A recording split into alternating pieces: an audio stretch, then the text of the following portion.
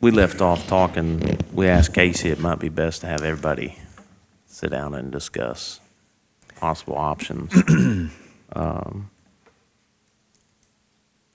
Duties of the office of the building inspector, and permits, the fees that are set. We had discussed if we're got a $25 permit and the cost for the inspector to go out and do the work is $200. Who's bearing that cost? Is it the county government or city governments, or is it the person that's pulling the permit, the job that's being done under that permit, things like that? Is there? I know there's been some discussion in years past, but we're just trying to figure out a way. Well, let me look here. I think the $30,000, the way I understood it, was that the board was wanting to hold on to that $30,000 for unknown circumstances. Would that be correct? It would stay there until we need it, but it's there for the slow times or whatever. Yeah. It's not something that needs to be mingled back in with the county's government. It needs to stay in ours, is the point that we was trying to make, so that if we come up short this year with our supposed income, we've got that to fall back on. It's not something that we're saving and never going to use. Sure. We very well may use it this year. Sure. If the economy slides. Oh, I mean, I think we're there for our budget. I can't speak for the city's budgets, but I know with our expense, we were discussing, like Casey, 60% and 40% GIS, 60% county. He's spending more time than 60% on the actual permit side, the building inspecting side. So that's a cost to us. And so when we see $30,000 sitting there, we're paying more because he's spending more time. That's why we wanted to sit down and talk, is because we understand why you guys are looking at it in that way for the uncertainty with the economy, but we're already there. We're paying out of our general funds to cover time that he is spending doing the building permitting, and we're trying to figure out, is there ways where the actual inspector can either do those duties? Yes, they are, if I can. Okay. Yeah, and that's why we wanted to sit down and try to figure that out. As things slow down, the inspectors have got less work too. They're part-time employees, as is he. So, they've got other jobs. The inspectors can take more of whatever responsibility. They have gave off the responsibility to this office. They could be here for 2 hours in the morning doing their paperwork. They could, the office is not required to have somebody full-time. Full-time, right. It's just to provide an office. It's to provide somebody that's got some background to it that can communicate with the state's Department of Housing from time to time. And if it would be like any other business, if you didn't have the work, you as an owner, which are you guys, you hire them. They would start picking up more of the work if that's the way it has to be.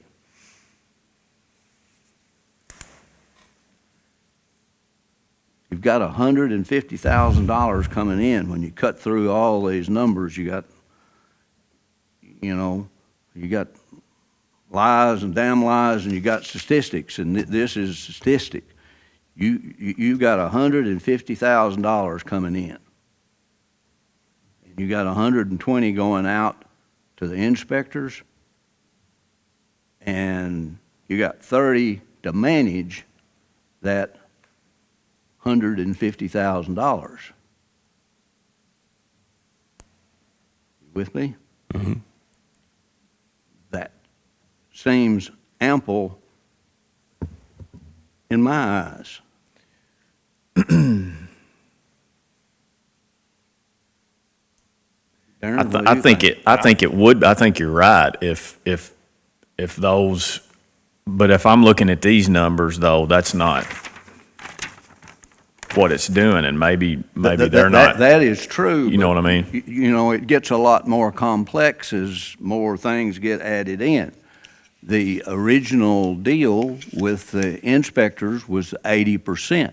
Right. Got a document here where, I don't know the last contracts you guys signed with them, but the original contracts say 80%. Well, you take the 80%, that takes care of a whole bunch of these numbers down here that are stuck in, like travel, all the other stipends and so forth that have came along through the system. You take all these little numbers and big numbers down here out, you've got $30,000 to manage $150,000. And I'll add to that, you take that 30 and you've got 20 that takes care of what Casey's portion of it is. So that leaves you with 10 to cover bonds, insurance, essentially overhead and burden type expenses. But The issue that we have with it is you're talking about, and Bill, correct me if I'm wrong here, we're guessing at how much receipts and what the market's gonna do, construction market's gonna do at 150,000 in receipts. That's being optimistic because odds are against that right now. Most people, buildings, understand something about buildings. Buildings are usually the biggest investment of a business owner's career or life, typically. And in 2020 with COVID, they didn't do that. And those buildings that would have been planned and preliminary and would have added to the economy in 2021, they didn't materialize because those owners, they're not going to jump out there on that cliff with COVID going on and not knowing what the return on their investment's going to be. So you're going to have a lag until those owners come back into the market and do their preliminary design and get those designs up and rolling. And we're looking at these numbers at this proposed $150,000 in receipts is being optimistic that we only take a dip. I think we were looking at the dip going from about 180 last year down to 150. That's not near the dip that's really probably going to happen. That's probably going to go significantly lower than that. And that's where we're trying to be optimistic in our projections, but we're also trying to be realistic.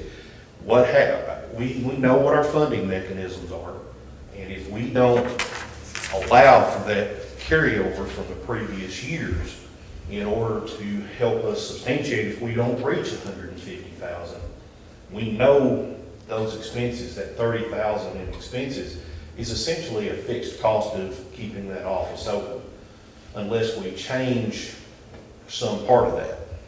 The variables in it are obviously the inspector's contracts and Casey's contract. So those are the variables. Inflation will play a part here. A lot of building materials, as Darren well knows, has got to the point where they're even hard to price. And as that goes up, that's also going to slow the construction machine. Yeah, we're seeing that. I just had a meeting this morning about that. As far as changes, do y'all have any recommendations where we can see to help with contracts that we have? What do you mean by contract? Oh, with contracts with your employees? Yeah. You know, they're your employees. You're going to have to manage that. Mm-hmm. Just like he is on, or as owners and project managers and, you know, when you don't have enough work, you lay off employees. What about in cases where, like an example, if I'm a homeowner and I've got a project, I pull a permit and the fee is $25. But the amount of time that, and there's always unforeseen circumstances that make it longer than what it may typically go. But in one contract, we have by the hour. If we're paying out by the hour, say $200 on a $25 permit, that difference is on us. We have to cover that. What about the actual person that's pulling the permit? If I know that the inspector is there and I'm paying by the, by the hour, and it's going to cost me as the homeowner, I'm going to want to get my stuff in order, so that's not going to cost me more, because that extra time is on me. If it's on the county or the cities, stay as long as you want. I understand that. We went through that with Division of Plumbing. Always you had 3 inspections, and their permit fees are a whole lot less than the building permit fees. If the plumbing inspector goes there, or if our inspectors in this case goes there more than 3 times, then there'd be a $75 or $100 fee, whatever we decided to charge that we thought his hourly, that would pay his hourly wage, which would take care of that. There's always going to be that fringe that doesn't understand the process to start with. Contractors are going to be easy, and they're going to have their thing together. But homeowners are going to have to be dealt with, and the inspectors can deal with those. I mean, it's just part of their job. They're all not going to be easy. Right. But if he goes out there more than 2 times or 3 times, whatever he decides to do, then that's just, that'd just be an extra fee that they'd have to pay before they got their certificate of occupancy. And if he's doing that, if he's having to do something like that, I don't know how many times he has to do that, but if he is having to do something like that, it's because a homeowner did not have what they were supposed to have done, right? That's true. Usually. They're not involved in construction every day. Yeah. They don't understand that, and you have to hold their hand and step through it. Yeah. Is there an education piece that could cover some of that's given out when they get their permit, and so they're aware beforehand kind of what they need to have ready for when the inspector gets there? Every permit that we issue out has a required inspection list and a detailed list explaining when to call, what needs to be done. People don't like to read, I've learned. What would you say and then that's, if they don't read it, then that's their fault. The consequence of those actions should be that they have to pay more for their whatever fee goes over. Yeah, but, and you run into this with permitting and just construction terminology, and this is, we're talking more on the residential side. Yeah. Commercial's a different animal, Right. electrical's a different animal. Yeah. But on the residential side, when they get handed something that says, before you call for an electrical inspection, you're required to have all your switchgear in place, along with all your terminations made, as well as all your devices installed and flagged. They don't understand that terminology. That's not simplistic. That's, when you start talking about those things, they don't understand that. So when they get it to where they think it's ready to be inspected, they call and say, I'm ready for an inspection. The inspector goes out, does the inspection. Okay, you're not ready because of this, this, this, and this. So now the homeowner has cost themselves another fee or another trip. On the commercial world, we're used to this. We have special inspections, and if I call out an inspector and he can't inspect, I have to pay for his next trip. Yeah. It's a lot more expensive than $25. Yeah. Yeah. What would you say the percentage of homeowner obtained permits are? Would you have any clue? Just wondering what we're looking at here as far as the overall percentage. 60%. Really? Of residential, of Doing their own residential work. area. 60% by number of permits or 60% by dollars? By permits. By number of permits, but the dollars for the residential side are significantly less. A lot of times, the contractors do not like to pull the permit. The homeowner will be the front person, if you will. They don't want to do it. Or the homeowner says that they are going to be the general, which means that they are going to sub out, they will contact and schedule everything on their own. Normally, it just turns out that they hired someone else to do it. That's typically the case. Without the contractors, the general contractors being particularly licensed, there's ways of moving around that. Through the other trades, you gotta have a license, and then that license gets attached to the permit, and that makes it a lot more binding if they're gonna take away your way of making a living if you don't get the permit in there and you don't get it inspected. But the residential contractors and the general contractors are not particularly licensed in this county. You with me? And a lot of people like to finish their own house. They try to save money. Some people will wire it themselves. Some people will plumb it. Some people will drywall it. If you can get it in the dry, they think they can, finish it on. My parents did that themselves too. I mean, they try to save that 20 to 30,000, no telling what it is today. And if they're able to save that cost, it may take them a year extra, but they save that cost. And that happens a lot. People will take it on themselves. Another thing on what we were talking about by charging per trip or per extra trip, it obviously a large commercial building is going to require more than probably 3 trips. So it doesn't need to be based just on how many trips. The inspector needs to, if there's a $4,000 permit on a building that Darren's putting up, and, he don't want to get 2 trips and then start getting $100 but if it's a $50 permit and he's done make 3 trips, that's where some judgment's going to have to come in, but he needs that ability to be able to say, hey, I've done my part. Yeah, let me comment on that, Bill. Understand something about the difference between commercial and residential on the permit. Commercial is essentially dictated by the Kentucky Building Code. Not only is the permitting dictated, but the fees are dictated. They're actually listed out, specified in the Kentucky Building Code as to what you're supposed to charge. We do have some latitude with that, but that's on the commercial side, and it's based on the square foot of the building.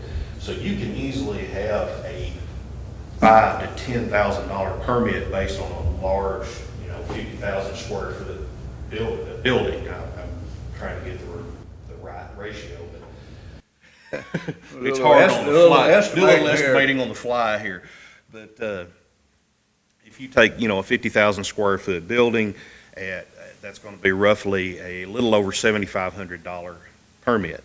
That permit at 15 cents a square foot, or 16, I think we're at 16, depending on your use class. But when you look at a $7,500 permit, the commercial inspector, he can come out there several times and take care of what's got to be done. The residential is a different animal because it's set up. I think we have a minimum for residential, is it $85? Yeah. Okay. Which is intended to cover 3 trips at $25 a trip. If he's making multiple trips, if he's doing that, but that's on the residential side. It's a difference in, commercial and electrical essentially cover the cost of having residential inspections. And if you go back to when we adopted this, the building and took our expanded jurisdiction, one of the requirements is that we started doing residential. Residential inspections and permits it's right now it's a money loser. It's not worth it. It's not worth it, but we have to do it. So the commercial and the electrical is what offset that. And the electrical in a bigger way than the commercial. The electrical is the big piece of it. Commercial's the next, and then the residential. And So, Residential is just not so really, it would be hard to put an 80-20 split on a residential. Is that what you're saying? It'd be impossible. You not couldn't gonna- get you're- anybody to do it. Well, is you're, what yeah, you're not, there's no way to get somebody to do it. They wouldn't, there's not enough money to justify doing it even as a part-time job. They attempted it. They attempted it, but there's nothing. He can go to McDonald's and flip burgers and work 20 hours there and make more than he can just doing residential on an 80-20 split. And there's a certain amount of skill and Yeah, you're judgment not that's gonna, required to right. be an inspector, whether you're at the residential level, the commercial level, or at the electrical level. And a whole lot more so in the residential, because you're dealing with a different person, different type of people. Yeah, You're dealing with the homeowners. Yeah, usually, and you're- not a you're contractor who's teaching accustomed to it. to some extent, someone, yeah.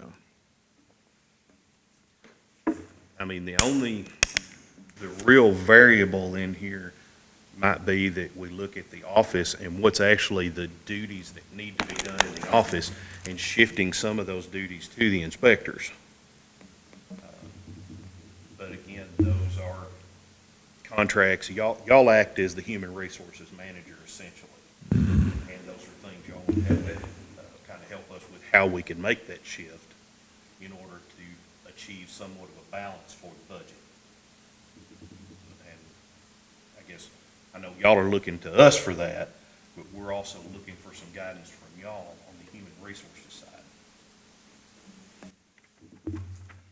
My question to Casey last time we met was, I know that more like 80% of his time is spent on building inspection.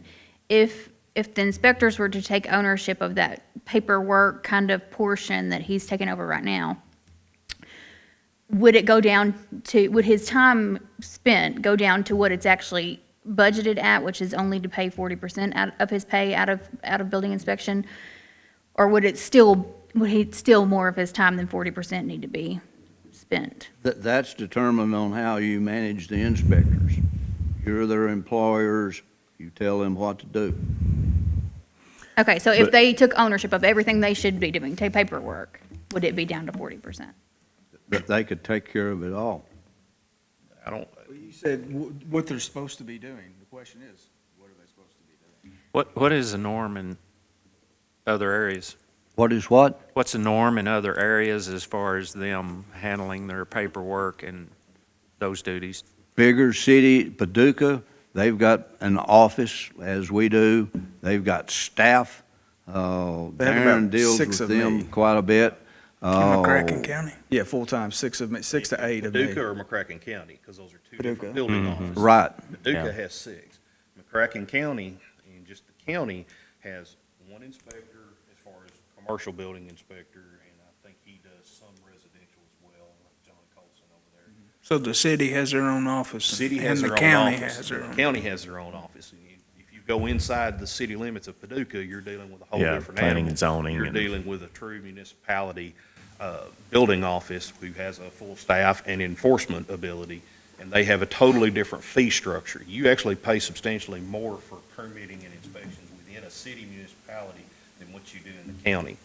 And then when you work in the county, you're usually dealing with the inspector and a one-person on the staff whose duties are basically limited to emailing communications, writing doing the typing, and to be honest, go back 3 or 4 years before we took on the expanded jurisdiction. That's how that office operated. You had the inspector and 1 assistant who took care of the communications duties. What about Callaway? Yeah, Callaway, I Another- think's more of a, Callaway has a little Closer. bit more, I believe, Murray. Murray has kind of done away with theirs and operates more like Marshall does. Okay. And they have their own building office. Yeah, but planning and zoning has a bigger role in Murray In City Murray, yeah. within the city limits Yeah. than what the building office. And planning and zoning has a big influence when you get into these municipalities Yeah. on how they operate. Benton, Marshall County, not so much an issue. when this was being set up, it was considered perhaps that Benton would take the system and they would manage it, but that was discussed quite a bit, and this is where we are. Yeah. Because Benton's got the planning and zoning. Right. As The does plans Calvert. still have to go through Benton before they come through here to get reviewed, or Yeah. there's a trip through there. Has to Right. be approved by them.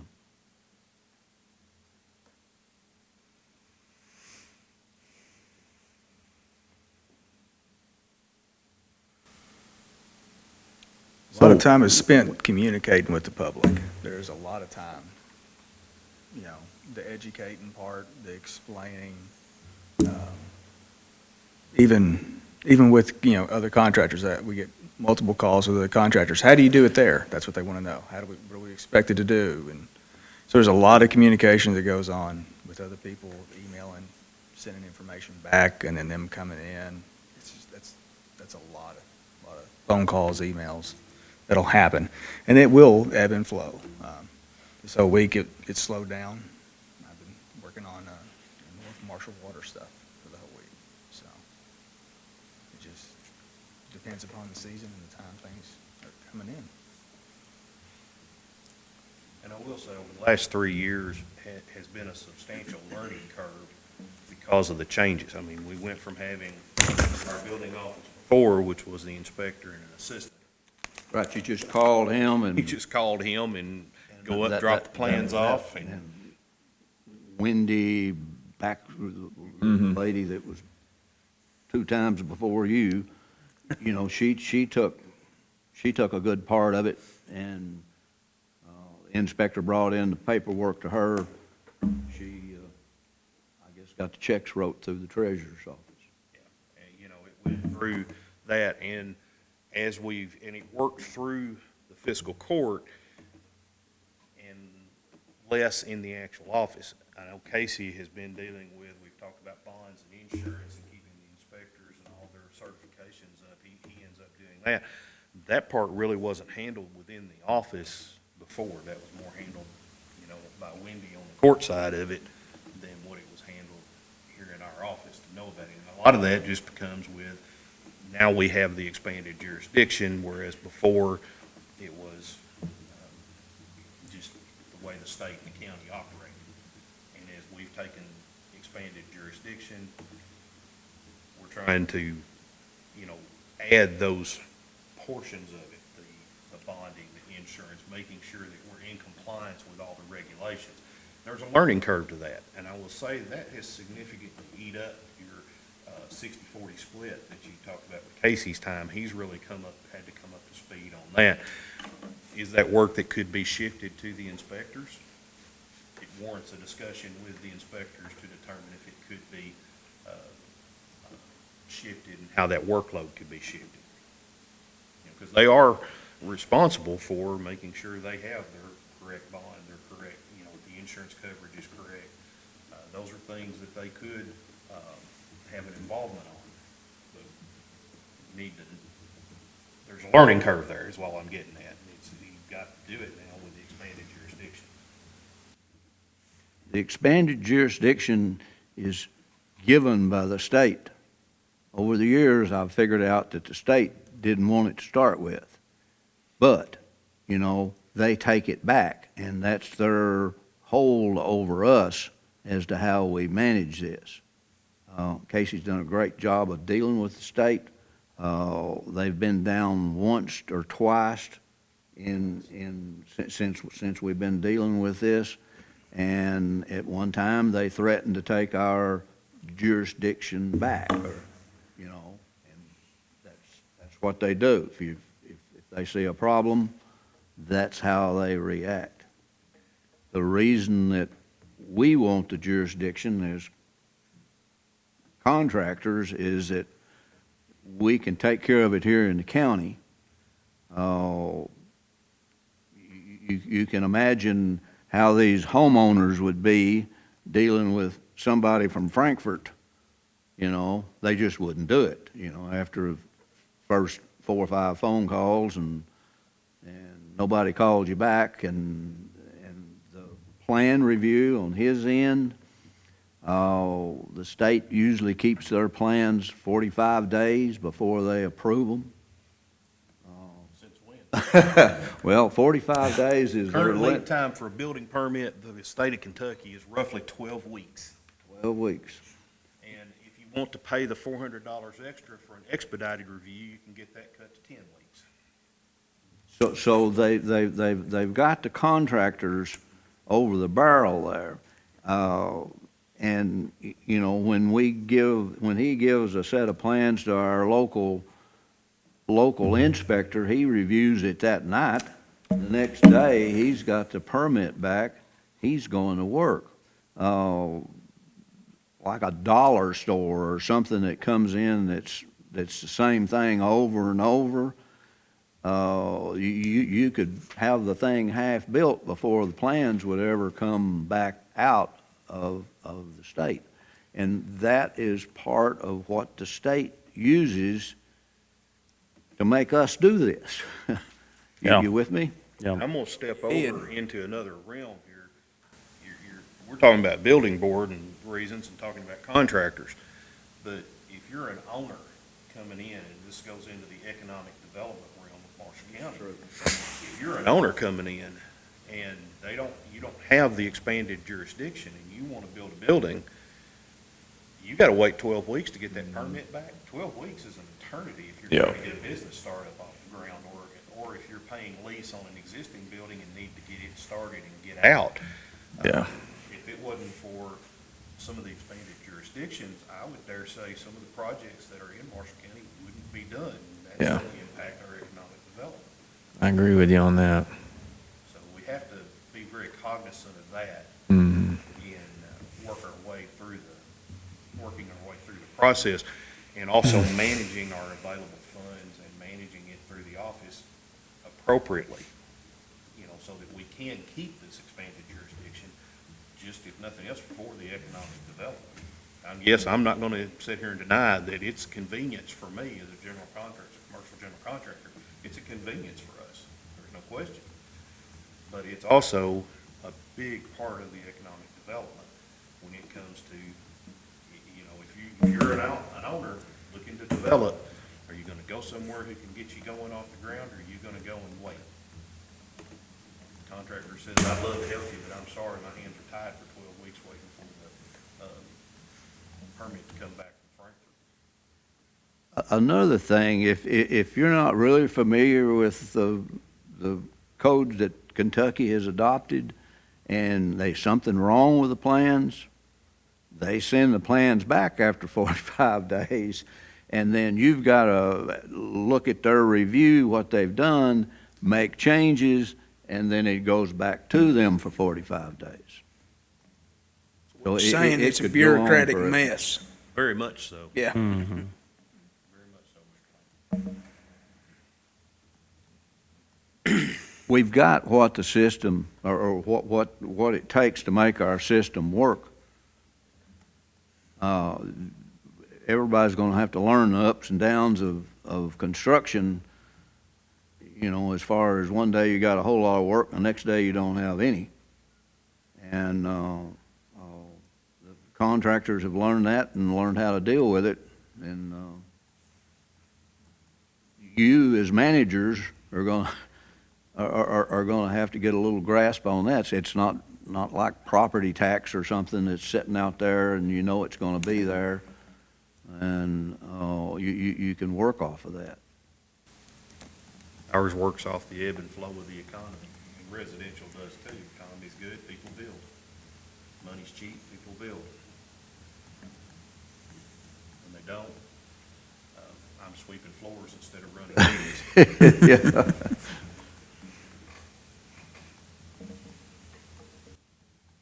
The fee, there was a comment made or somewhere that, you know, the fees can be raised.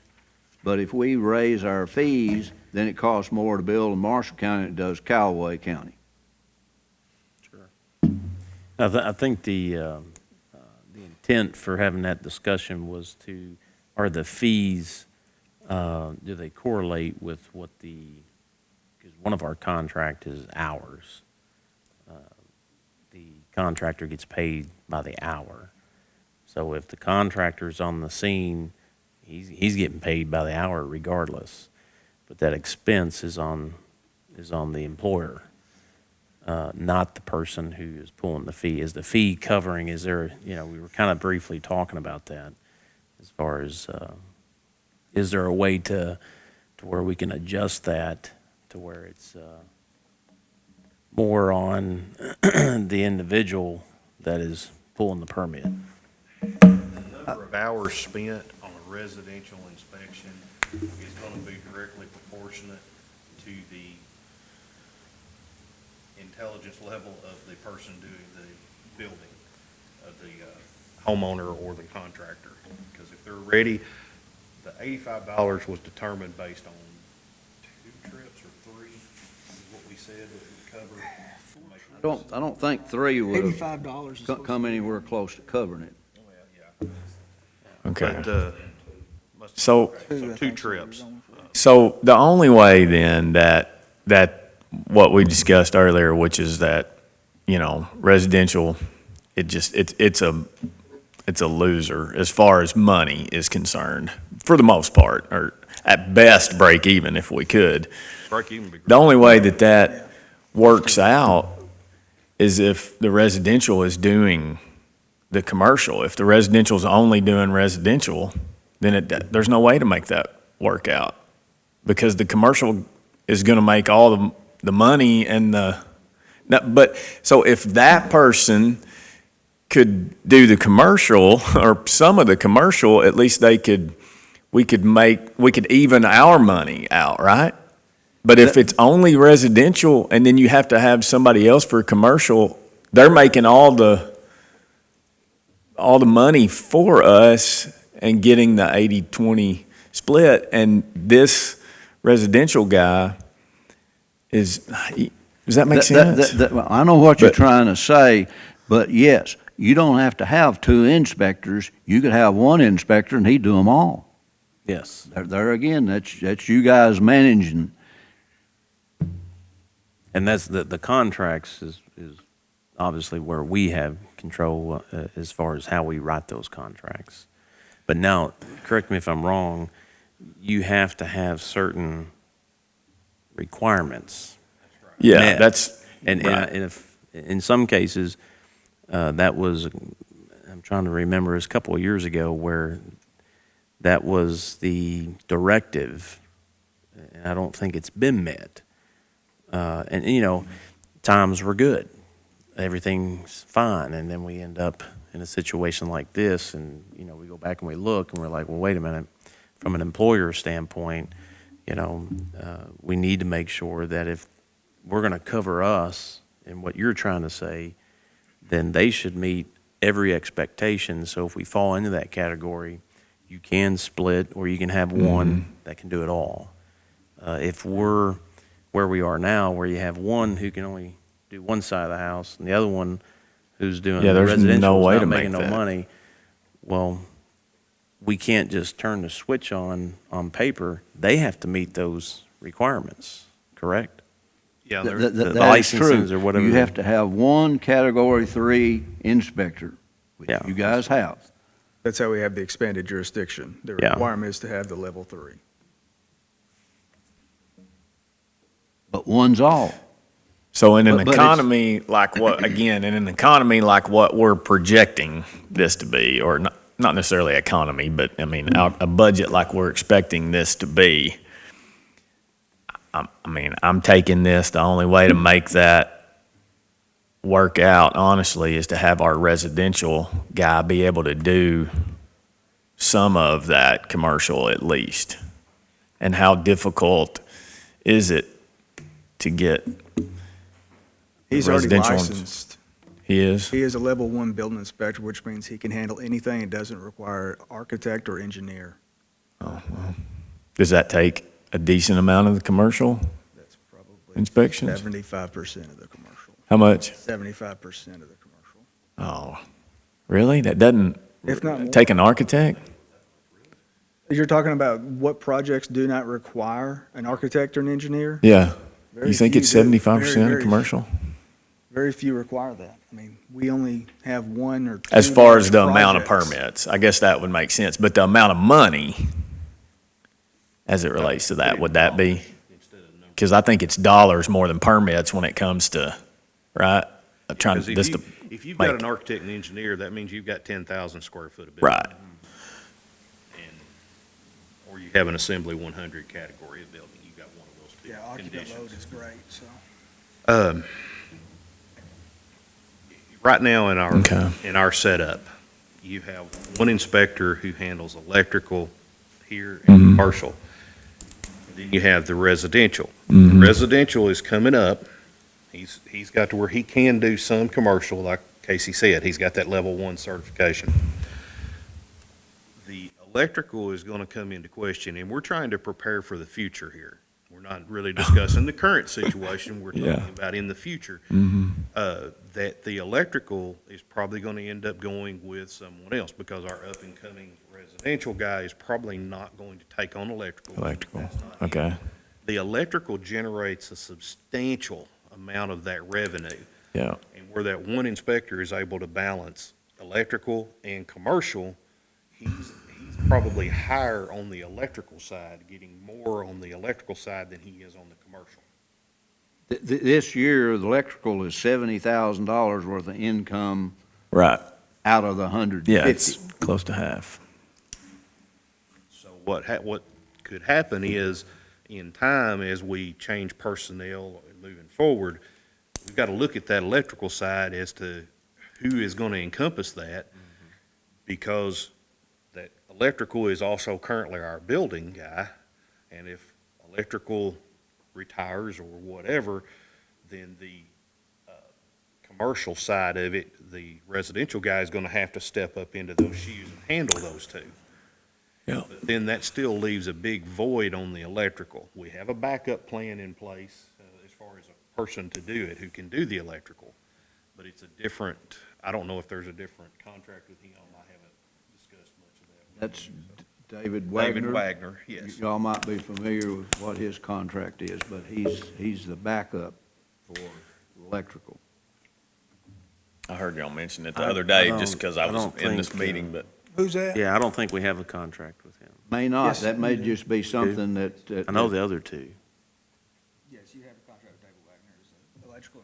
He's electrical inspector for Marsh County. And You that's have him all set. he does. He doesn't do any commercial, all he does is electrical. And I haven't seen it. I can forward it to you. You Yes, signed it please about do. 3-4 years Yeah, ago. 'cause I've only, because we will sit as a court with those individuals in executive session, and I've never sat with David. I don't even know what he looks like. So I haven't seen it. But yeah, if you can get that for me. I know he's a backup. And that's really all he is a backup. Yeah. But we're trying to have plans in place. We don't want to have a void if something were to ever happen. We want to have a backup for everything if we Yeah. can. have Yeah. something. That's what our plans have been trying to relate toward. And I know this is about budget, but our budgets are based on very optimistic projections that may not be there. Well, And that's where we're concerned. Yeah, and it is like everything else, it's unique. You've got licensing is it licensing requirements? Is that the correct term? You know, you got levels that you have to meet. So finding individuals that meet those or meet that criteria, then obviously you got the environment. There's the ups and the downs. You know, just listening, in my mind, you would want your inspectors to be able to do it all. That way, if not that they are doing it all every day, you know, of the year, but at least our criteria as an employer is, hey, we want you to go to the highest level, meet them all. That way, if there's something that happens, we've got somebody that can actually perform that requirement. The assigned duties, I mean, obviously, I don't even know if we're big enough to where you need to. Can you do it with one? You know, It'd be inspector. hard with one, I'll tell you that much. With Yeah. as much work as is going on, I mean, So realistically, two splitting, splitting The duties, but which they're- is what a lot of places do. but all the levels are met, all the required, You wouldn't have all of them met. There's no sense in having two level threes. Honestly, you wouldn't be able to keep one of them. You're having someone that is being held back or not paid according to their certification level. They're so rare that I can only name you one besides the one that works here. They're not around. If we put out a job notice, it would have to go statewide and probably regionally to see if there's anyone interested. And then to get them interested, if it's not a salaried position or something like that, it's going to have some money behind it to draw them. And what the commercial would pay, $25,000 a year, you're not going to get one. There's one other way to look at this. Darren and I have discussed this a little bit as far as down the road. If we took our expanded jurisdiction, combined it with Callaway counties or Jackson Purchase, I'm sure those counties and, Ballard and Carlisle, they're just sitting down there waiting for a set of plans to come back. Creating some kind of regional. yeah. Yeah. Counties going into like an interlocal agreement. Same interlocal agreement we've got with Benton and Hardin, and Calvert. That would, we would lose some control over it because it'd be a bigger situation, but at the same time, we'd probably benefit from it because we could have a level 3 that took care of maybe 3 or 4 level 1 or 2 inspectors. You could have, I don't know how many the state has level 3, but I bet they don't have over 1 or 2 for the whole state. But they've got a whole bunch of level 2s and 3s, or 2s and 1s. You with me? Is there enough, now when you say lose control, obviously it'd be a joint with the Yes. counties, but the benefit is the end user. I would think That- both parties, That's true, like the city of Benton, they lost some control when it came to the county, as well as the others in Calvert. We would lose that same amount if we went in with some other groups. Now, I've never talked to any of the other areas, but they bound to be having the same problems as we are. They charge the same, and, like Paducah, they've got a whole office full of people. What's the difference in a level 2 and a level 3 inspector? Oh, the testing is extremely complicated on level 3. I've never took any of those tests, never had any idea of what they are, but they're tough enough that average person, and some young guy that that could sit and study it could probably figure it out and get it down quicker than some old guy that doesn't know how to do it, But it's I've never, but it involves mechanical, like, it doesn't involve plumbing, because plumbing's a separate entity, and electrical is a separate entity. But like, Sprinklers, sprinkler HVAC, mechanical, systems, life safety. a lot of things Plan that you reviews. don't just deal with or think about putting up 2x4s and pouring a slab, or making sure that the structural steel drawings are right. They're actually more like things that I deal with, in terms of, when you talk about when you talk about level 3, you're talking about someone who's capable of walking into a hospital and examining a door frame and telling you if that door frame meets the current UL code and is proper for that firewall and that rating, and being able to look at the labels on the wall and knowing if the labeling is correct in order to prevent smoke transmission through a hospital corridor. You're getting into things there that are much more difficult to identify than what even, any, I don't want to say just somebody who's a carpenter or a builder. You get into some pretty serious liability and insurance that you have to deal with, requirements from Factory Mutual and Underwriters Laboratories and things like that. We also looked into trying to figure out how to change that on the state level. And it's not easy because when you adopt a code, like Kentucky has adopted a national code, you adopt their certifications also. Those tests are given from that national code to whoever takes the test. It's not something that we do here in a back room somewhere.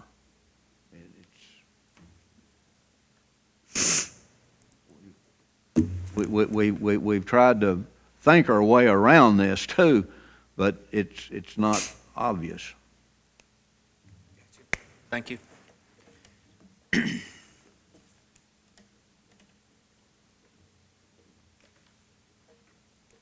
I don't think we've answered your questions, but You've answered them, we just Yeah. don't have a solution. we got a lot to think about. We were waiting for you to come in here with like I said the other day, a magic bullet. What's and the just- solution here? the magic bullet is tell the inspector that he's gonna have to take care of it all. Well, or at least more of the residential take more of the commercial and the electrical You're take talking less about- maybe or something. Delegate, or someone is going to be choosing the jobs for the inspectors.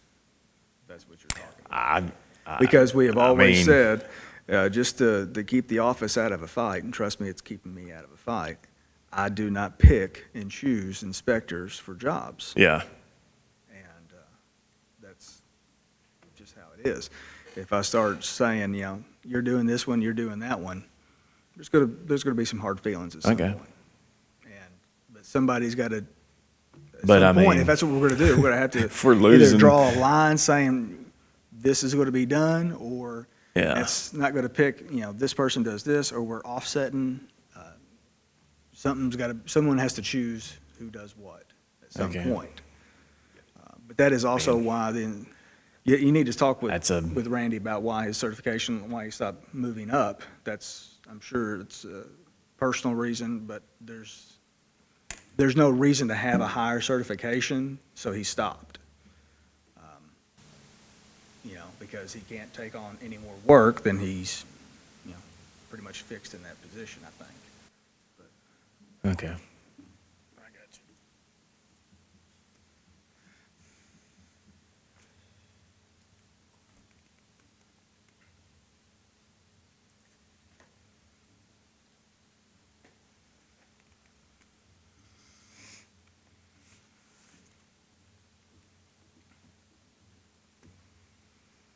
What did it seem like our discussion? We got another 2 million to find. Y'all got any ideas on Pardon, that? I didn't We got understand. another 2 million we need to find between now and this afternoon. You got any ideas on that too? I'm just kidding. I'm joking. I'm talking about our entire budget. And Wish I did. Yeah. you may not have the answer to this. You may have the answer to this. I'm just trying to think, when we talk about different levels, electrical, I sit there and I think, how does one get to that level?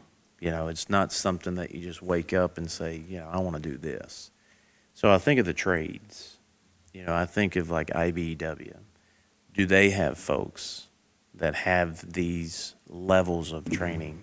And have we ever thought about contracting for that level of training? I mean, I'm just trying to brainstorm. You're talking about an electrician who is a tradesman going ahead and becoming an inspector. Those inspectors are relatively easy to find. Electrical inspectors, you don't even have to have a real solid background in electrical. You have to be able to pass the test. Electrical inspectors, I think we could get all we want. So you don't have to be a licensed electrician to, I thought you had to have a license. That very well me. I don't. You do have to have License. you have to be licensed, Part of okay. the requirements to I would qualify. think. journeyman level. I got you. Yeah, not Oh, master. okay. and electrical. That's interesting. Electrical got three. I mean, have you seen that in areas across the state? I mean, do they, I mean, I'm just trying to figure out, long-term. Do they try to where- train up someone Where do else? these folks come from? And I would think from the fields that they work in. The electrical will, I don't think that would be hard to find. I think we could come up with another electrical inspector in a short length of time. The level 3 building inspector is where the rub is. It's where you got to cultivate someone over time, and that's where they come from. And from what I've seen, you have someone that has that achievement, and someone who's almost working as their protege, learning the job, because it takes a significant amount of experience to not just know the job, but to be able to talk to people, and always handling and putting out fires, pretty much. So having that experience working together, that's how you cultivate someone to be able to take over that position. So when that person is possibly ready to think about retirement, they help them prep for that next level, and they take their exams. And either they pass, or they find a different solution. But a lot of times, he wouldn't be there if he didn't have the capacity to pass it, I believe. That probably would have been found out, years ago. So that's probably the solution to it. Most people either find someone that can work up to that level, or you go and find someone else that has it and poach them. The original contract that I have with Randy that was signed gave him money to take those tests, or he got money when he passed those tests. I don't know about the current contracts. It's still in there. Okay, so But you know. Yeah, I think that there was one of the years that it was, laid out to meet those requirements in the Remember that contract. also. Yeah, and I'm just trying to think. I mean, obviously from an employer standpoint, dealing with a budget, it'd be nice to know that there is a labor force out there in this specialty. And from what I'm hearing, they're at a certain level, but to get to that all-encompassing level, that's the key. Well, you have a hard time getting to that level 3 with guys, and this is just in the industry in general. Building inspectors, the office will pick up a lot of young guys to get that level 1 certification, get them right out of college, or just draft someone right out of the trades, when they've gotten their journeyman or past their apprentice level. And you try to grab them, the state will, but they find out, and the opinion is that that's a great paying job to be an inspector at first. And then after a few years, they realize that if you stay in the trades, or you stay on as a builder, as a contractor, become your own, the money is substantially more on that side of the equation than it is to become even the level 3. Yeah. And that's where they look at it and go, wait a minute, why, if I've got this kind of experience, I need to be selling it to a higher bidder rather than the state paying me that, or the county, or whatever. Yeah. So that's just and that's why you don't see too many at that level 3. They come out and they get a little bit of experience, they get to level 1, and then they get back out and realize, hey, I can get on with a GC as a project manager or an estimator or something, and they end up going into the business rather than continuing on as an inspector. Yeah. And that's why they just, level 2s are reasonably common, not as level 3s, they're not unicorns, but there's very few of them. And to be honest, guys, the level 3 we have here is a resource, and it's been a great resource over the years. And I'll tell you something else on the electrical side of it when it comes to generating revenue. His contacts and the people at Calvert City on the industrial complex, those contractors, they know to pick up the phone and call him for electrical permitting and everything, and that's one of the things that gets generated. One of the problems that we currently have, and we've been trying to address as a board, is that as times change, they're getting new electrical contractors who think that if they're doing maintenance repair in a plant, they don't have to call in for an electrical inspection. They think it falls under maintenance and is not required to be permitted, and that's going to cause, we're trying to address that, but that causes a reduction in those permit fees and revenues on the electrical side. Yeah. And one of our concerns is that when you pull in that next guy, that new guy, they're not going to have that relationship to pick up the phone and call. That's something that has to be built over time and trust. You know, inspectors they're pretty crucial to construction. When you deal with it, people don't realize, you think an inspector is a hindrance. He's really not. He's actually a huge asset to us in order of somebody who can keep us on track and can point out a deficiency that, hey, we need to correct. You know, those are partners to us more so than they are hindrances. Another thing that's been done is that the electrical inspector doesn't necessarily have to give us 20%. He can take the whole 100 if he wants it. You guys have got a contract with him, just says that he's the electrical inspector. That 20% is putting $70,000 in our budget of $150. The next electrical inspector might not want to do that.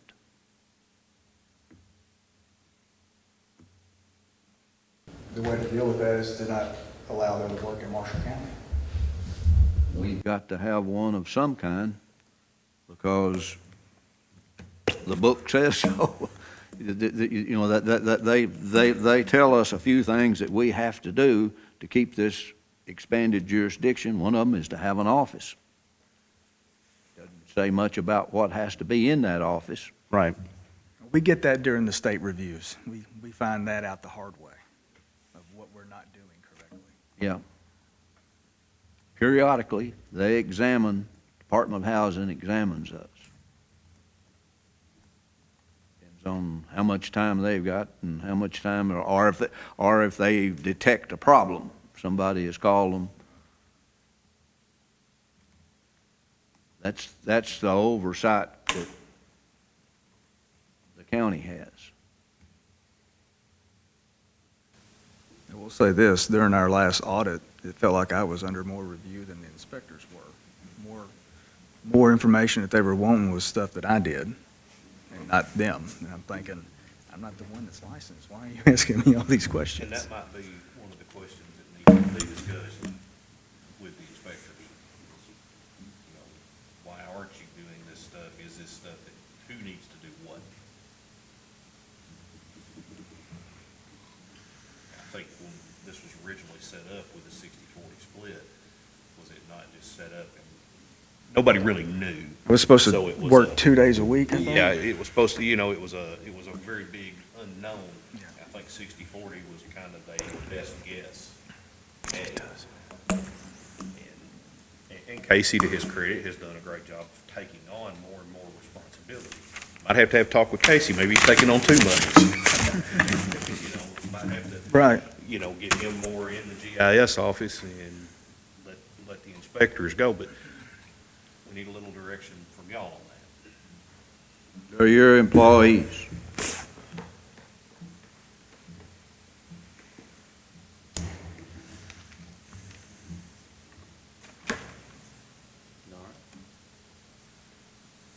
Doug, any more questions? Thank you both. Yeah. Appreciate it. For taking.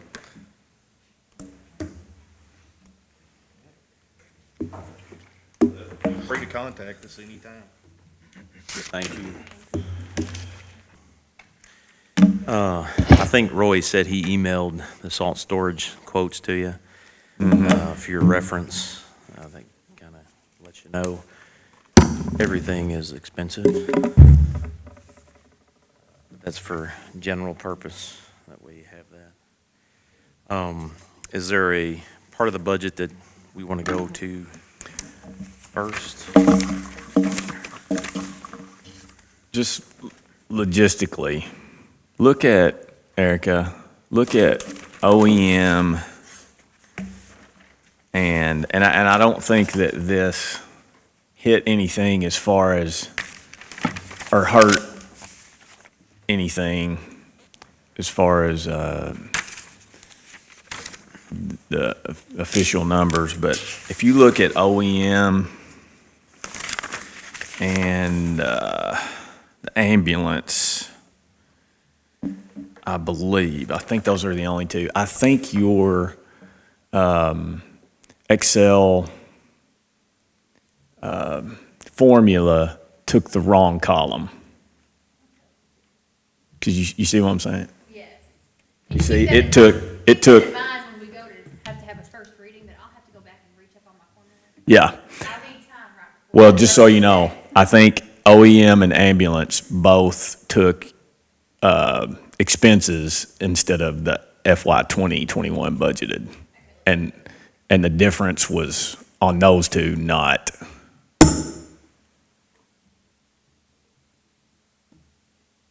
And you may have changed that already, but the one that you sent me was like that. It looks like you have changed it already. Looks like it's not that way on yours. Well, those ones you were just seeing are the individual. Oh, I got you. Individual sheets, that's what pulls to this Okay. summary sheet, and that's the reason I have to check all the formulas. We can see and just make sure I'm right. Yeah. There's the ambulance. Yeah, you see what I'm saying? Your mic, sorry. Okay, the ambulance is on there at 312,828, which is what's in the individual column. You see what I'm saying, though? Wait a minute. You see, 203, 328 should be taking out 203, not 152, 496. See what I mean? Oh, you mean the difference column? Yes, the difference column, that's all I'm saying. That difference Oh, I see what column you're is saying. using Yes, okay. expenses, not FY 2021. I see what you're saying. It's just that and OEM. I think the others are okay. Just in case it's not, we'll go ahead and fix it on the whole thing. Okay. Which But that's again, that's not part of what we have to turn into I agree DLG, with but you. I do know that Yes. you want to look at that so that you can Yes, see it. I just want you to, yeah, that was just a, logistically,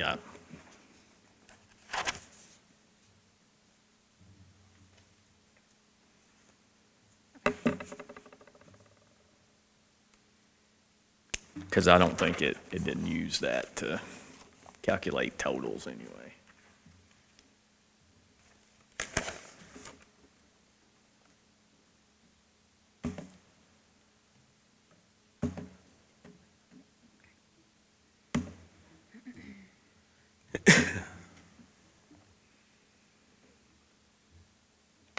So,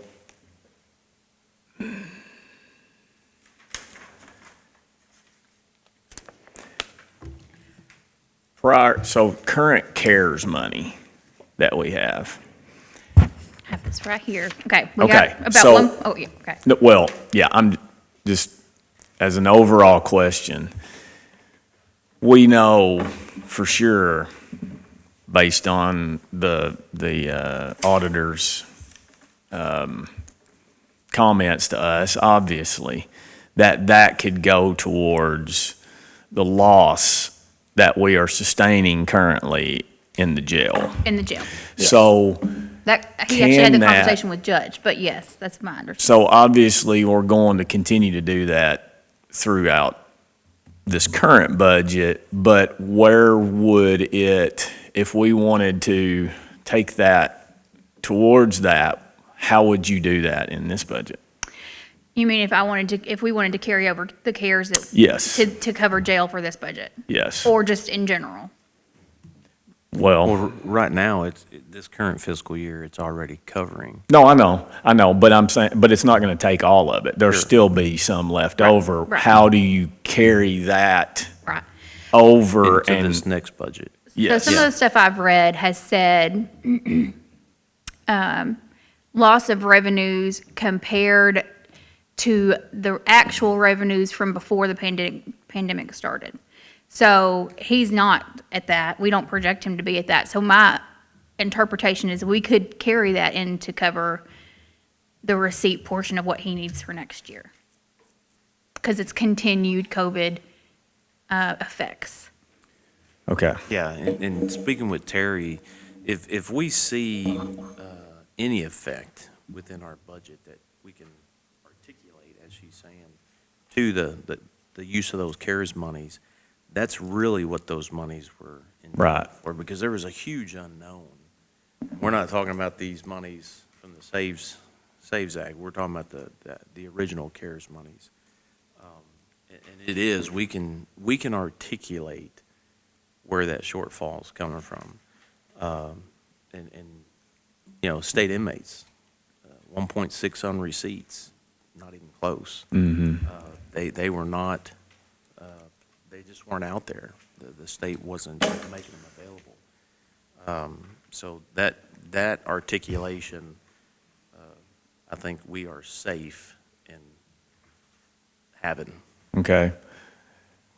That same logic would also go towards, you know, we discussed the other day with Chris, landline fees going from 130 to 40. And of course, and I forgot when I was giving, Commissioner Spraggs, when I was giving you a rundown of what I think will be left of the CARES money, I forgot, I knew I was forgetting something. You know, 911 landline fees are only at 38 right now, and we budget them to be at 129. So 911 likely might need an injection of CARES money this year too. And then, of course, going into next year, we're budgeting lower because of, that's a corona effect, that landlines went down. And I think we need to also take in consideration, or at least discuss, we're talking about the current fiscal year and next fiscal year. We really don't know what's going to happen with the following fiscal year. There may be changes made that's going to be, we're going to see this for a long time. And so we can't lose sight of our departments or our elected officials' offices, the operations. If they continue to think that their operations are going to be the same, when there is that possibility that there could be some permanent changes, we also have to look at that side of the coin too. These CARES monies are not always going to be there. It's a slippery slope that we are on, because, good Lord, the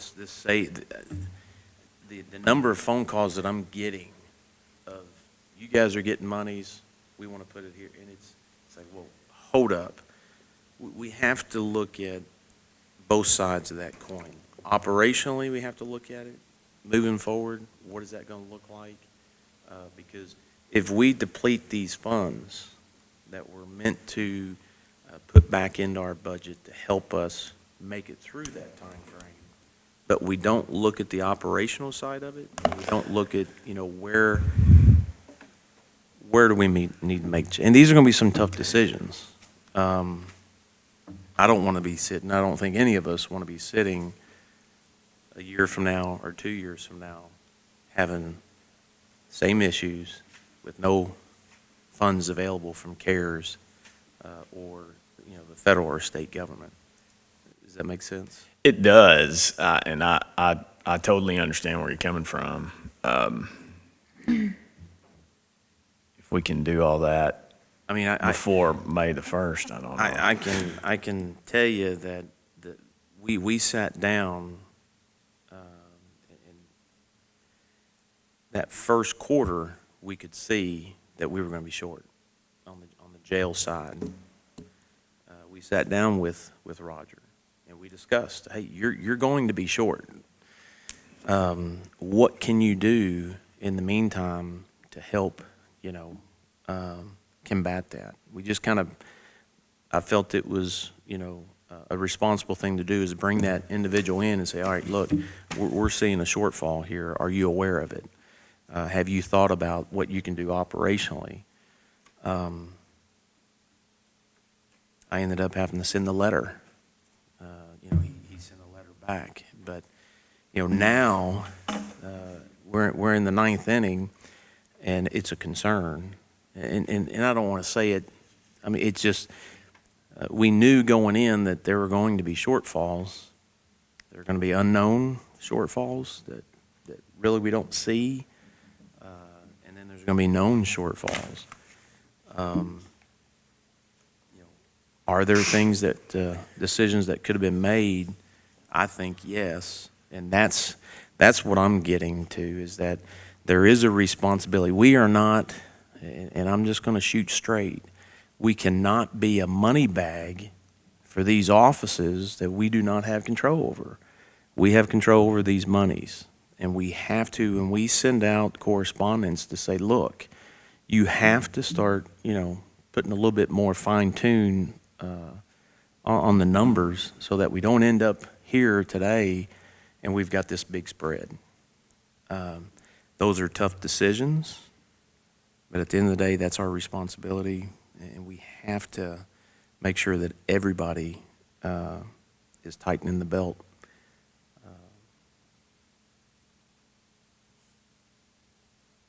Can we make changes? I think we can. The payroll for the jail, was it 88%? Of the budget, of his budget's like 2.4 expenses, and 2 million of that's payroll, 300,000's food. And so 100 only goes to the other things, cleaning or linens or whatever. So when we start looking across the board, in some cases, payroll's been increased, employees have been increased, and especially with retirement costs increasing. We provide a very healthy healthcare package for our employees, but that delicate balance, my concern is that this has totally changed future budgets, and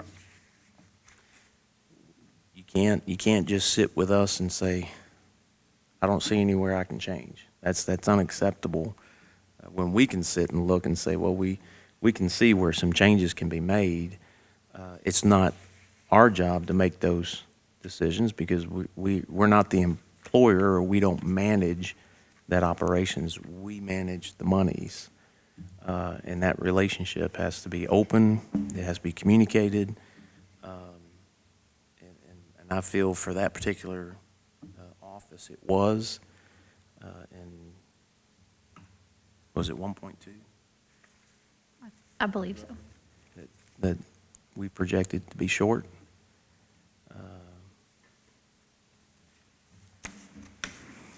But to get back to the CARES monies, yes. I think we identified maybe a little over $500,000 in those monies. I feel comfortable on that resolution. It's my name's on that resolution, so I feel comfortable saying that though I can articulate, that those monies can be spent because it's had a direct effect to the budget. On next budget, is that what you're saying? Yes. You're not talking about total, including what we've already done. You're saying on 21, 22, I can articulate $500,000 of Yeah. CARES going towards that. Yeah, because And it's there. That's Yeah. left. Well, she can give you a more exact number. I'd say 400 to 500 maybe will be left after all the things that will Yeah. need to go out, like. Yeah, and I don't want to give an exact number just yet. Okay. But yes, those CARES monies can. And the way I look at it is that I know they gave us a start date and an end date to request those monies. In talking with Terry, it is to spend those dollars for issues that have an effect to our budget.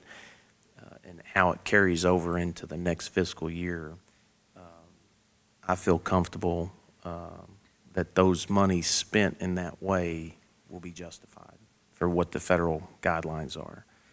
I know the association conference we just went to, the different presidents got up, and the one thing, I went back and I looked at all the Q&A with DLG, and DLG's first interpretation of those monies, and that's what they were. They were just interpretations. And I think it's our responsibility to make sure that we at least look at those documents, which Terry had sent to me. But the articulation from DLG was at first, say this, but as the year went forward, they changed it to, well, now it can be this, and yep, now it can be this also. So their interpretation had changed, and we actually even identified some areas that did not qualify. And DLG, we worked with DLG, I think it was about $71,000, because the very last pot of monies that they made available to the counties, our amount was roughly $400,000. And when we put pen to paper, we came up with about $600,000. And I told Erica to request $600,000. Let them tell us, no, you're only going to get this. And by doing that, they realized that we had, just like probably other counties, but we had more dollars than what we were allocated. And so once we found, about $71,000 that DLG approved, but it didn't qualify, we could go back to that last request, and we got DLG to write an official letter for the auditor, and the auditor's fine with that. But because we requested more, we could justify showing that we had dollars to fill that 71,000. So that we're good there. But the main thing was when those monies came in, they had to come into the original account that they came out of. And I don't know if you guys know this, you should, but that we supplement out of the occupational tax, that income tax account heavily. So those monies, that's why we've got them in the OTA account. They have to go back into the account where they came from. So with that, as we move forward into the next fiscal year, we're going to see shortfalls. We're seeing them right now. So from that OTA account, we can move those CARES monies to cover those shortfalls, more particularly the jail. So yes, I feel comfortable articulating that. But it doesn't solve our problem. I know you know that. I want to add up to that a little bit while I'm thinking about it. With Judge saying, yes, we could potentially solve our problems in 2020 with maybe that extra CARES money. If we go into another year and the state inmates have never gone back to normal, we'll find ourselves in the same position. On top of that, I know I talked about this last year, but I have not brought it up yet this year. Our liability for vacation hours and comp hours is just growing. It's growing and growing. And I think part of that is like the 24-hour operations, it's really hard for them to take vacation.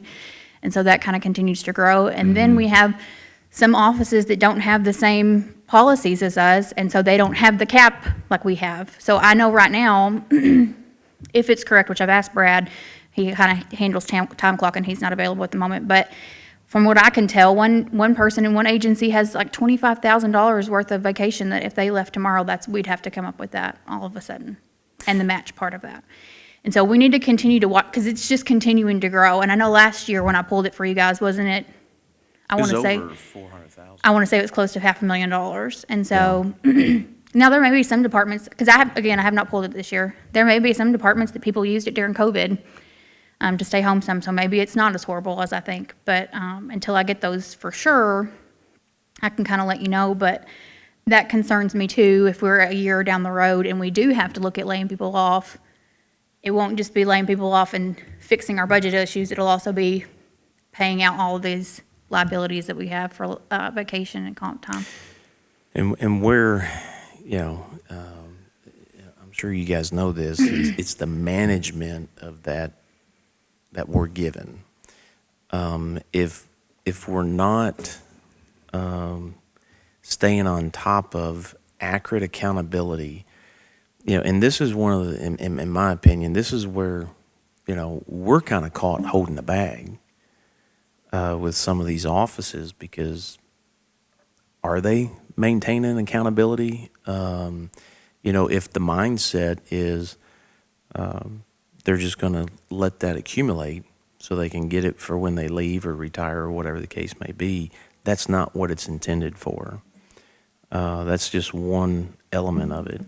I know there's 24/7 operations, but it is a situation where we have to, unfortunately, we've got issues and it's all piling up, and it's affecting our budget, which is making tough decisions for us. But they're definitely decisions that need to be made because, like she said, if it happens, I mean, we're definitely caught holding a bag, and we should have been on top of it and making sure that these offices are doing what they're supposed to be doing, or discussing those policies that are in place. Kind of on top of the monetary value of that, the purpose of vacation and comp time, and the reason we do comp time is so that employees have a work-life balance. And so if they're saving all of their vacation until their retirement, are they enjoying that benefit of the work-life balance, which is the purpose of vacation and comp time?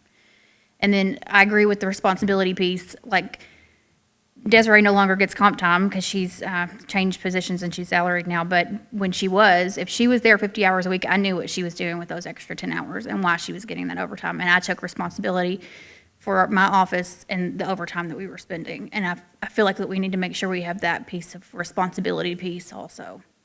Or else, really, I mean, I had no incentive to make sure my office wasn't spending a ton of overtime. And I don't know how you would fix that, but hopefully there'd be some ownership taken of overtime hours that are being paid out.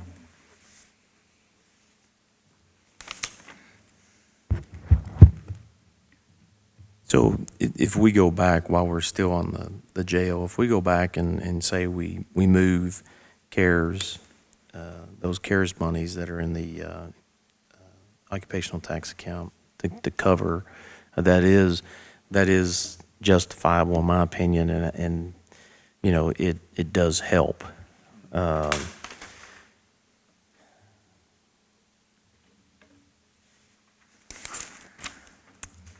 But it doesn't solve. We did some rough math. If I'm not mistaken, it'd be roughly about 800,000 that would still be needed to cover when we sat down with Roger and asked where on the expense side that he can, make some adjustments. And when you got an operation that's roughly 88% payroll, we know where the only adjustments that can be made, in which he doesn't want to make those adjustments. It's basically throwing it back on the court with the subsidy that we provide.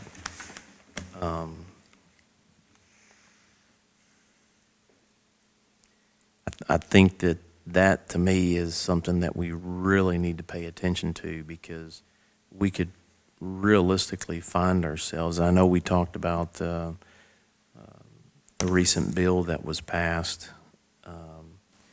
but we could really find ourselves in a situation next year with no CARES monies and potentially the same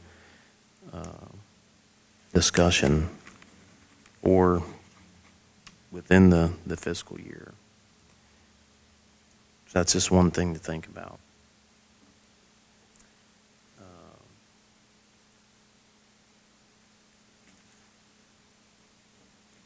We've got, and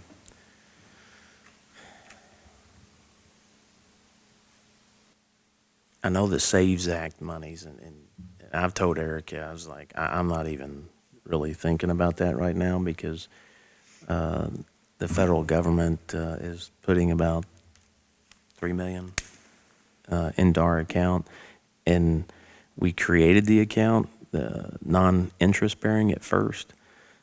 Now there's changes again, interpretations and changes. The U.S. Treasury is, they're going to be putting out the information on those dollars next fiscal year, which we have to budget for, is the remaining dollars that are going to be coming in. So our this budget that we're preparing is going to see a carryover of those monies and also the remaining dollars sent to us. I would love to see us in a position where we just set those off to the side and deal with what we have in front of us. We can obviously have discussions, but until we get the full amount, hopefully by then we will have the full expectations of how we can spend those dollars. I think those two minimum pieces have to be met, and then by all means we can fire away from there. It doesn't really help us because right now, obviously, some of the things that we're hearing that those dollars can go towards, just trying to articulate. If you look at the Southwest one, we do have some monies in the what I call the original investment account. And again, these are not exact numbers. There's some rough numbers. I think later in May, we should have a better idea of exact numbers, but there's a couple $100,000 there that can be used. Obviously, going in the next fiscal year, the grant that we were approved, it's a reimbursement grant, so we would see those monies come back to us. But the monies to be spent can come from that account. That's one area where those monies can come from. PACRO, the switchyard is just, there's discussions. Obviously, we're at the mercy of Department of Energy and the contractor, but the switchyard is opening back up, so there's expected dollars to be available for the county. So that's good news. But we're still, if we shift to the needs, we got to hear from all the departments. I think there are some low-hanging fruit with some of the needs that we can either postpone or just kind of put off till later. We understand some of those needs can be met by other departments. So I do think that there's some monies that we can anticipate freeing up there for the budget.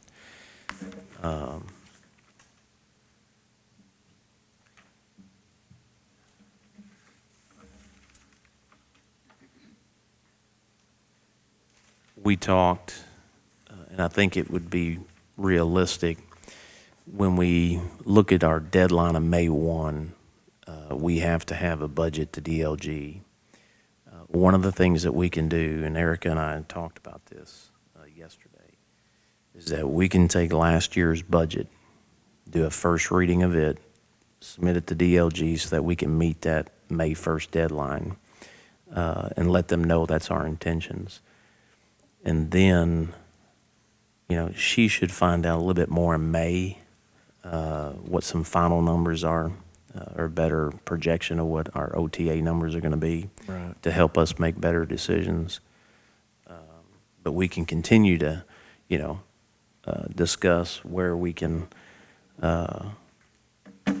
Yeah, I agree with you, and because a lot of this gets into diving more into, to me anyway, individually, diving into specific departments, personnel that I am not intimately involved in on a daily basis, and I'm not going to know how I could potentially help our budget in that without an more extensive knowledge, department by department. Sure. you know. I mean, it's just like with this today. I thought that was very helpful to know. I feel like now I know anyway what I think a potential solution is, but knowing how to actually navigate that and follow through with it is something that cannot be resolved in this meeting today. Sure. It is. Because I feel like I know now, but I wouldn't have without having those guys in here to be able to explain that more intimately to me. So, very helpful having them here today.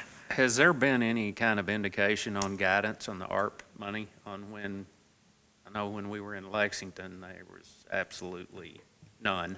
Yeah, As that's to what what it Judge was could be talking used about. for. There's really still none. Did y'all get Other on that than it's NACO changed call from- yesterday? I wasn't able to make No it, but deadlines or anything on? Yes, there is You a didn't get deadline to one. Very spend. I think it's limited. December 31st, 2024. Oh, but no deadline on what it can be spent on as far as them providing? No, guidance? they gave like 4 really super general, broad categories, Mm-hmm. and then just they keep saying, wait what- to spend it. What were those? Water, sewer, broadband, yeah, that was the original guidance. Mainly, I'll send you the yeah. link to their Yeah. frequently asked question page, and it's on yeah. there. The point is that they've not helped out with guidance since we last Yeah. heard, basically. I mean, I know they had a 1 o'clock call yesterday, NACO did, but I figure instead of get on those NACO calls, I'm gonna wait and let CAECO have a call and tell us individually. And the great thing about this is that our own judge executive within Kentucky is the NACO guy. And so President, if we're gonna know that, and he's on top of it. I mean, Yeah. he's all over them about give us some guidance. This is Yeah. ridiculous. So, and I would say use the original CARES money. Yeah. As a rule. yeah, If you go back and look at, Yeah. we had the Zoom meeting with all the Q&A with DLG, Right. because those monies, and this is what's unique, is that those monies originally were sent to the state. And then DLG's interpretation to us was given months ago. And if Yeah. you look at those questions, there were some really good questions from all of us across the state and DLG's interpretation of it. But then that was the first allocation of monies. And then we move into because if you remember, it was this time, we were coming into the tail end of last year's fiscal year, and they were saying, yeah, put it all the way through to the next fiscal year, December 31st.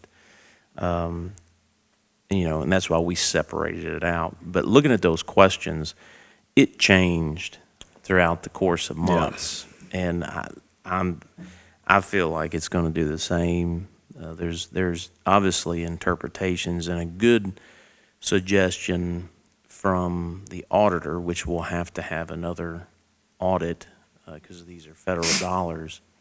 To some degree, his response was just wait till your audit's completed, and or at least communicate with the auditor who's auditing based off of the U.S. Treasury's guidance, and that can help us make a decision on what we can spend those monies on. I know that there are counties out there that are desperate for dollars, but I would caution, especially when my name's on that resolution, on how we spend those dollars. And I know we all have that in mind. yeah. It'd be really nice that they came out and said, here it is.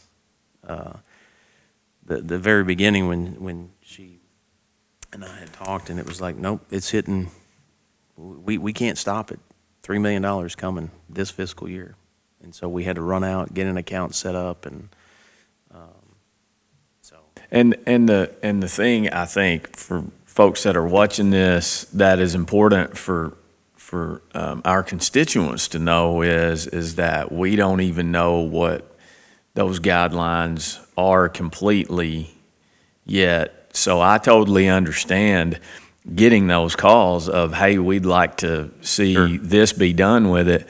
But you also, it's not only that, but it's also are there any trip falls here that could be put in there that if you spend this money a certain way that you might be Have to pay it back. or you can't do this if you use it for that. You know, I mean, there have been some discussions out there that I've heard anyway of, okay, you can never increase a certain tax or something. I don't know. You know, it's just, it's not necessarily that as much as it's just, I worry about, okay, are we going to be strung or, you know, tied down if we use it a specific way? I don't know that makes any sense at all, but I'm just saying all the guidance we've been given has said, do not spend this money yet until you get all this guidance complete, and that guidance is not here yet. Yeah. And so if you hear there's a $2 million shortfall and you think this money can go towards that, it cannot. Right. We received numerous warnings on Numerous. not yes. spending a dime. I don't know how many times we Yes. heard that over 2 days of Yes. training Yeah. of please just assume that's just got to be set to the side. Yep. You're going to have to deal with it when we get the guidance. So that doesn't help us between now and May the 1st. Yeah. So Yeah. We need to get through this budget before we even worry about that second round of COVID relief. yeah. So But you'll see it in carryover, and you'll see it in next year's budget. It'll But be that's really it. easy to see when I put it in there. It's because they had the only guidance really other than don't spend it. And now it can be an interest bearing they want a whole fund created for it, and they've even given us the fund number. They want it to be Fund 84. So it'll be really easy to see that and know that it's not part of What anything about else. this is not gonna help our budget situation, but just out of curiosity, the 3 million that State Representative Chris Freeman helped secure for water and infrastructure projects? I have not had any communication from DLG regarding that at all. Not that I have seen. Now, I've been super busy, so I don't when I talked to him after I saw you had posted about that, and then I contacted him too, just to say, tell me what this, you know, I feel like it's not completely it's not like $3 million to us though. The way that I took it from him, and then at that training too, it made it feel like to me that's a matching grant. So like the $3 million is the total investment for a specific project, but that $3 million doesn't necessarily come all to us. That's not the way I've got it right here. Okay.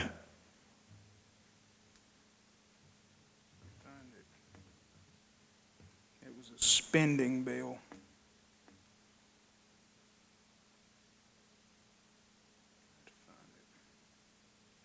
Marshall will be receiving 3.8 million of a total of, I don't know what the total bill was, but Yeah. so Marshall will be. I think we need to I think have there needs to be more. some clarification. Yes, on it. clarification on that, because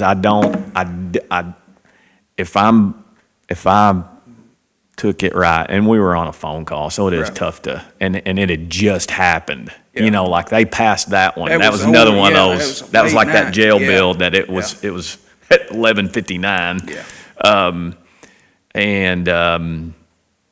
And I took it that it was like a grant and a matching portion, and so not all that 3.8, that it was kind of a total. Clarification. So, yeah, I agree with you. There needs to be clarification. It obviously you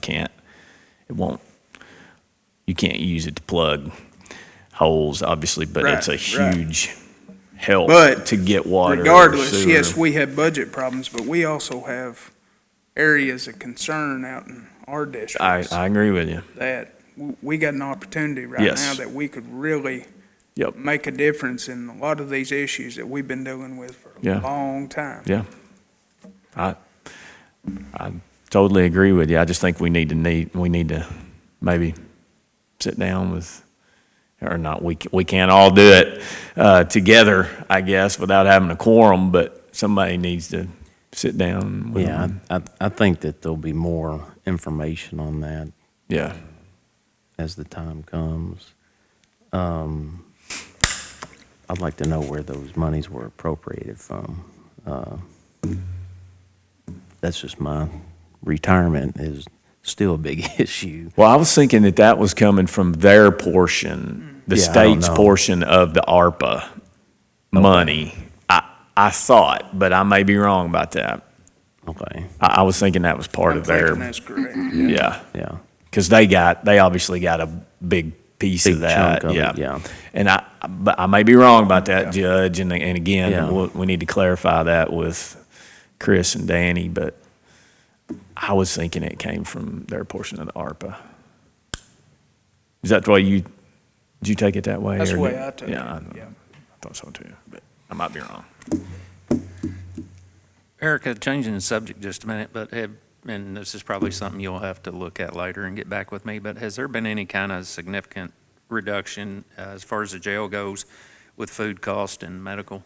Well, you can, yeah, I mean, you I can, mean, you can obviously, see it up here. 162 Yeah.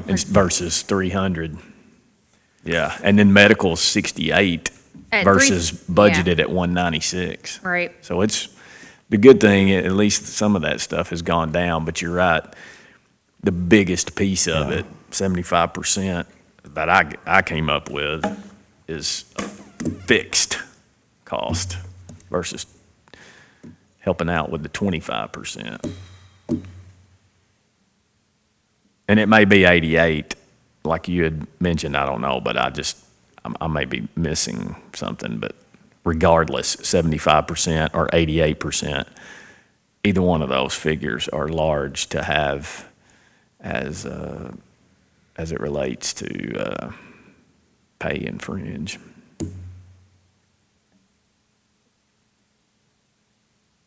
You see what I'm saying?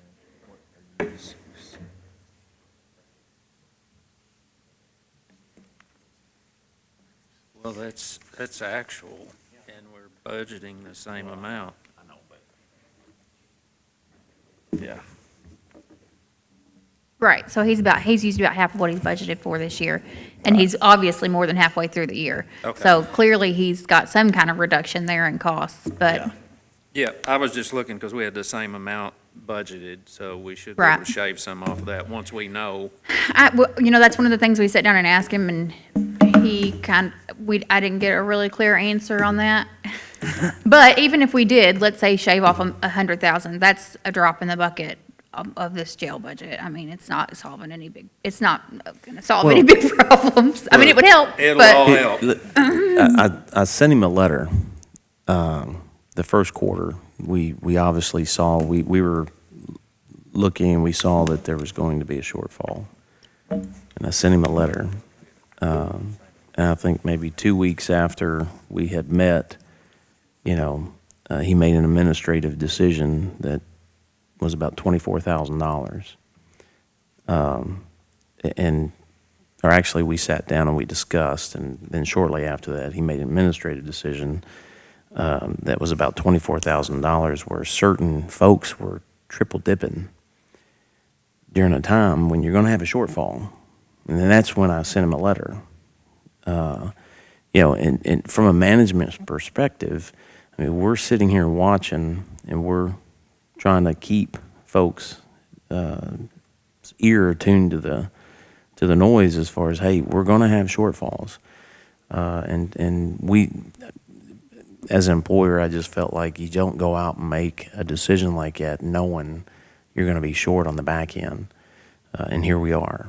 And then when you find that some were,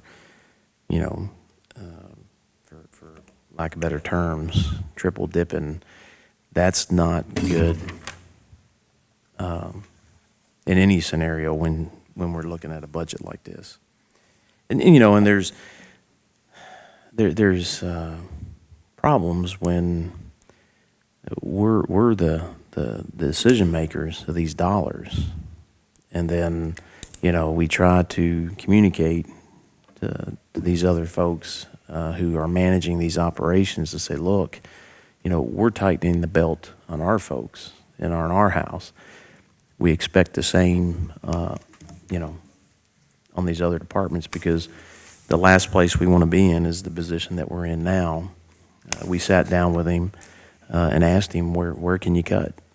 He said, I can't.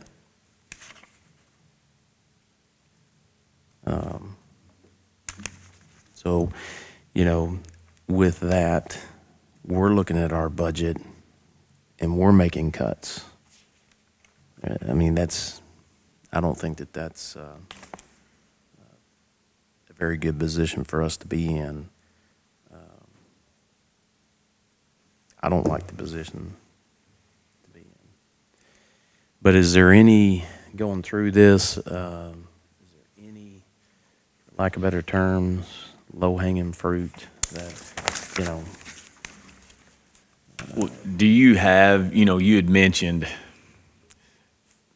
the solution you just mentioned as far as the May 1 budget anyway, to use that. Do you have that in a, no? I would have to Okay. sit and create You'd it. have to do it, sit. Because okay. I wouldn't be able to send in exactly the last year's budget. I'd have to go ahead and put in the known retirement increase, and I would probably cover that by putting the occupational tax rate Yeah. up where it was at. But then the rest of everything else would be the same. But yeah, I'd have to sit and create that. You'd I don't have to it. do that, but, so you're saying you would also go back and adjust receipts to what? The only The thing same one, I is mean, that what you're saying? there might be a too? couple, I don't know. Appropriation. I don't know. I have to think deeper on that. When I kind of talked to Judge about that, I was really thinking about a solution if we're not ready for a budget to be read on May 1st.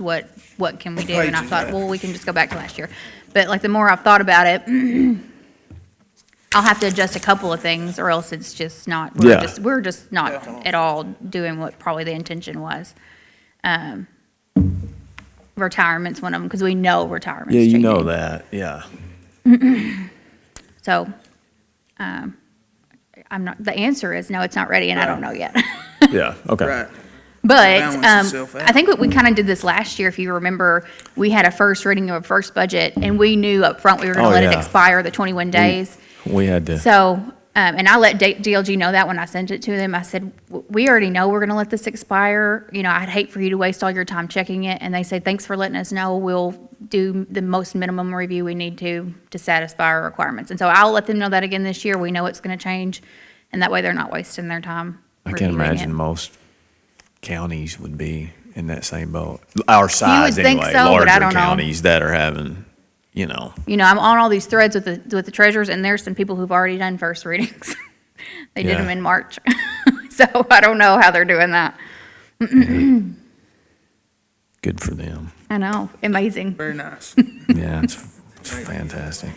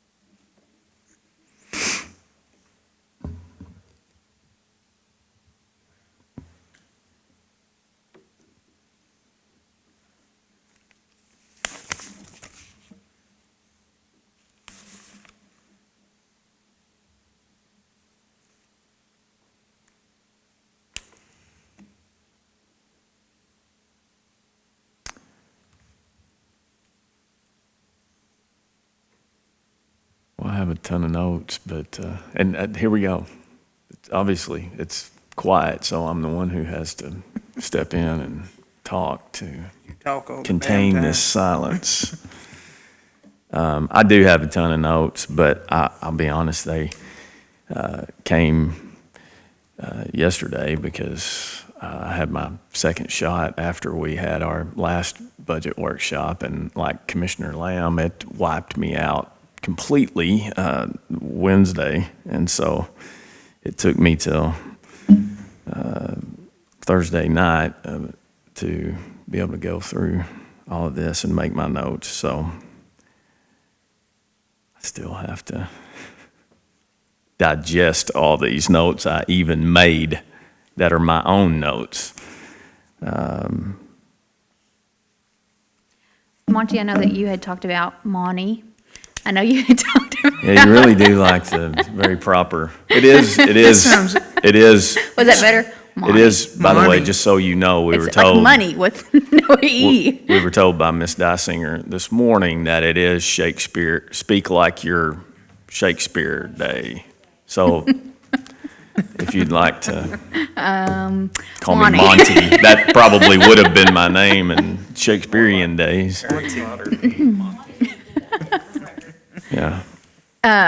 You had mentioned a few minutes back that you need to have kind of more intimate knowledge of how an operation runs. Are there some department heads that you want me to invite back for another budget day to go more into depth I don't know. I feel like it's more an individual. conversation that you want to have? To me, it's more, it would be more comfortable for me. I But- do understand that, but at the same time, I feel like it's information we all need to know. I agree with you. So I'm trying to think how we could facilitate that and not have a quorum and not have to have quorum.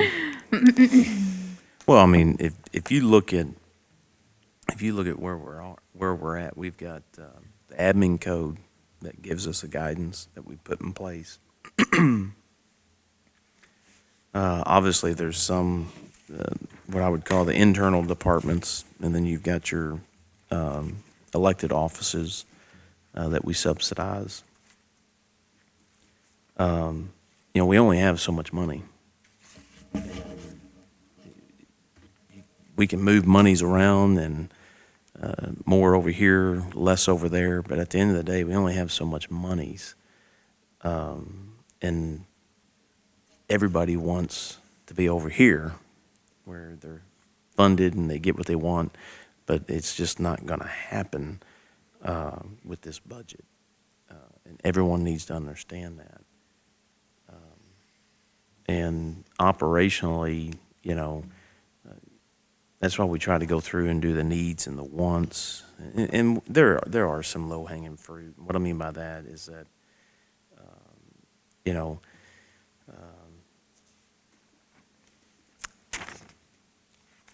repairs or improvements, things like that, not to single out any one agencies, but I know the ambulance, and here's a twist to this, we don't own the building. It's actually the health department. We don't own, and I explain this to people, they think that our ambulance is county employees. None of the employees are county employees. They're actually hospital employees. We just have that contract with the hospital where we give them the management control. We own the CNA, and we upfit the equipment. But, when we get into the actual facility, Calvert has a building, the health department is housed, they own that building, and we now have the hospital that has the employees, the EMTs,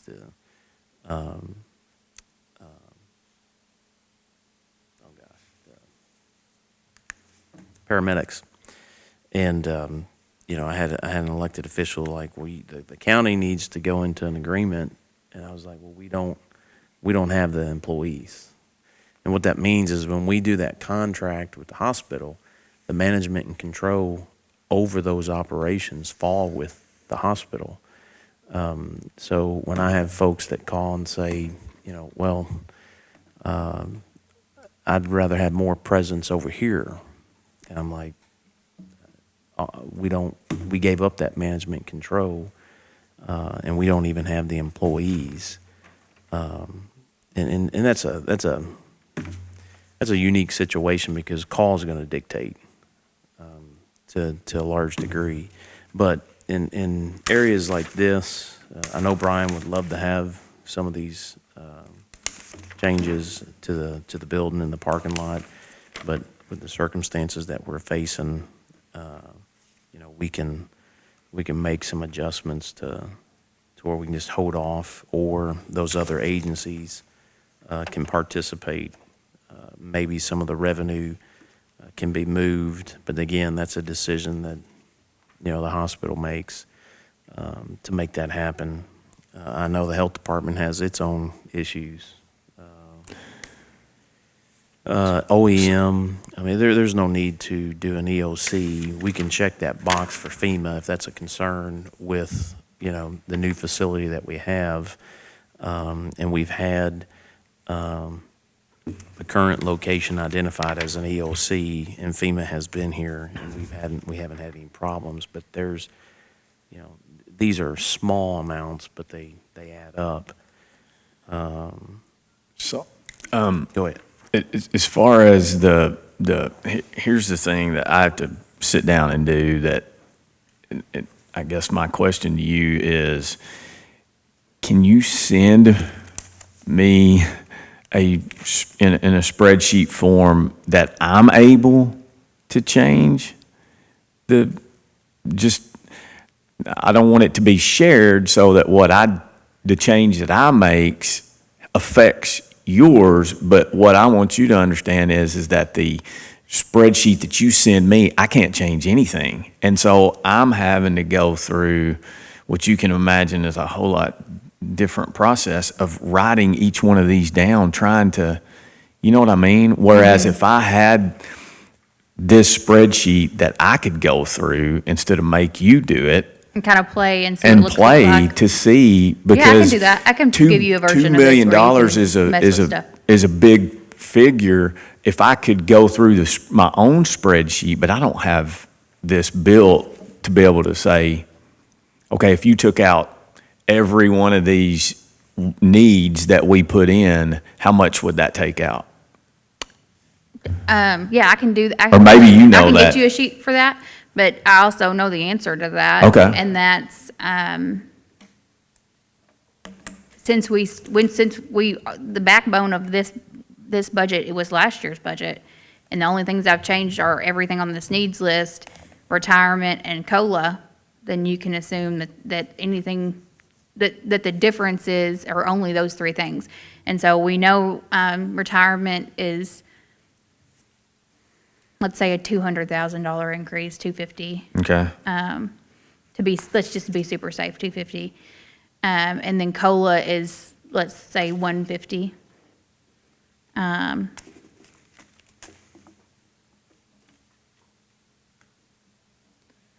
mean, really, those are what it would be without the needs in it. Would be last year's budget plus those things.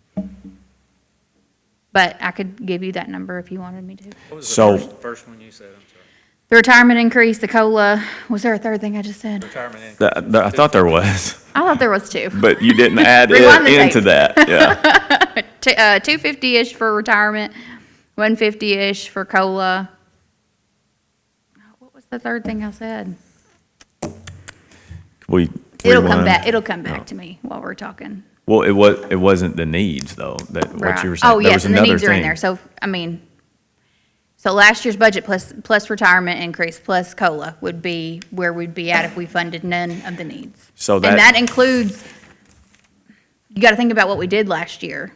So that goes back to not giving any additional money to the animal shelter, so it would fail because there's not going to be enough money. That's the road having cut, not what they need to do the roads that they have for their road plan for this year, because that's, Paving, the right, the paving paving was cut. plan. So, Does that make sense? So then you've got to go to this point where you're picking and choosing, okay, well, that has to, come back or whatever. Does that make sense? It does, but all I'm trying to say is that if I Does it not make could, sense? You're laughing.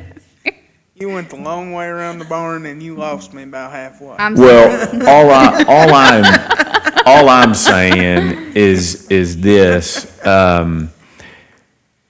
if I had this in a worksheet form that I could make the same changes that you're able to make, and it changed this, it wouldn't be something that would change yours. It's Right. just the spreadsheet so that I'm able Yes, to I do can that do that without for you, is the individually answer. having to write each one of these down. And Except. Is that the only way that you can do it? is that the only way? What? I mean, as far as the budget, is that the only way that we can, for you? I mean, we've done budgets before. It just make it a lot easier than going through and adding and subtracting and basically. I agree with you. I understand what you're saying. I think it This for me is- anyways, you get more intimate doing it by pen and paper. I've done it by pen and paper, and Yeah. I'm doing it It's by harder. pen and paper. I agree with you. But that may be true. Because I do have a here's finance background, so I do think it's different well, when I'm accustomed to doing stuff by a spreadsheet. and this is just from my experience, not Okay. just with budgets, but with anything.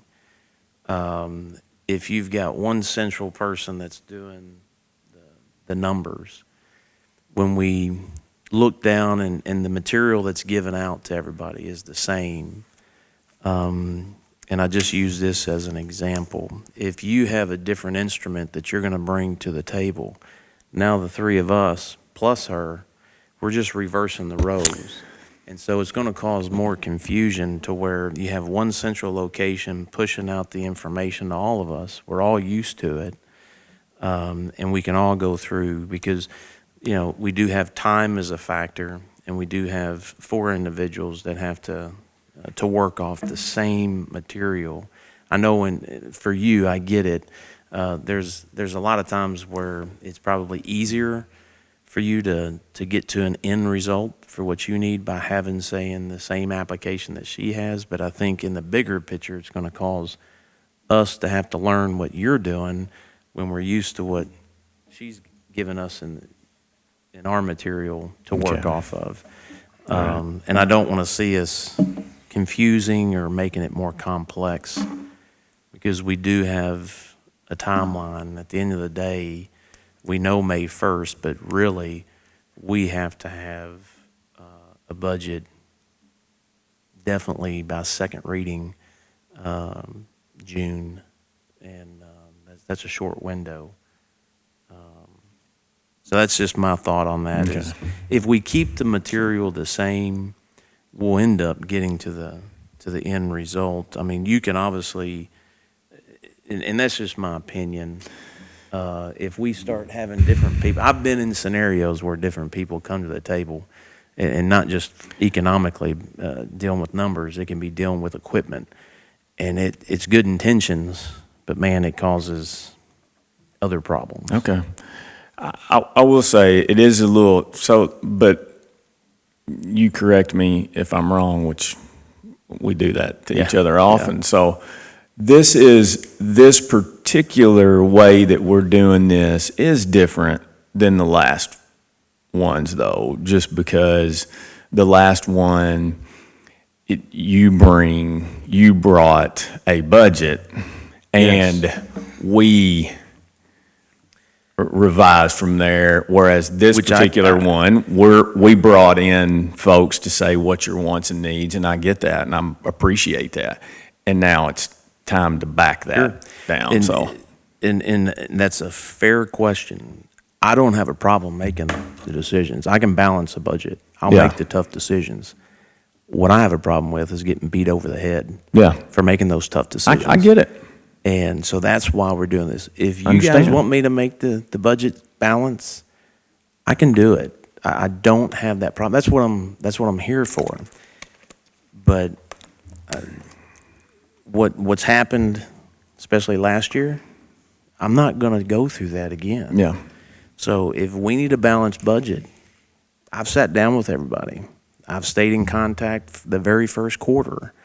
I don't have a problem balancing this budget. But I will not tolerate being beat over the head for doing my job. So that's why we're sitting here the way we are. Yeah. We shouldn't have to, but it's where we are. But if you want me to go back, I'll balance budget. I think the additional benefit of having everybody come in like this at this stage is we're now all on the same page. So if we choose not to fund something and it falls apart, at least in our mind, we're ready. We knew that was a possibility. We're all on the same page. The department head's not going to say, well, I mentioned this might happen, and then you guys are like, Erica, why didn't you tell me when they came and talked to you about the budget that this was a problem? Yeah. So I think that that's a benefit too, because we're all kind of on the radar of what's future going to go down. And I'm glad we did it this way, and I Yes. totally understand. Yeah. Trust me, I do. I totally understand, and I knew that's why. I mean, I get that. I was just making that point because I think that's why it's different with me this year to try to delete versus what am I going You're to do? used to starting with something that's balanced. Yes, and then and moving manipulating from it. there, and so. And I think So I can build my own.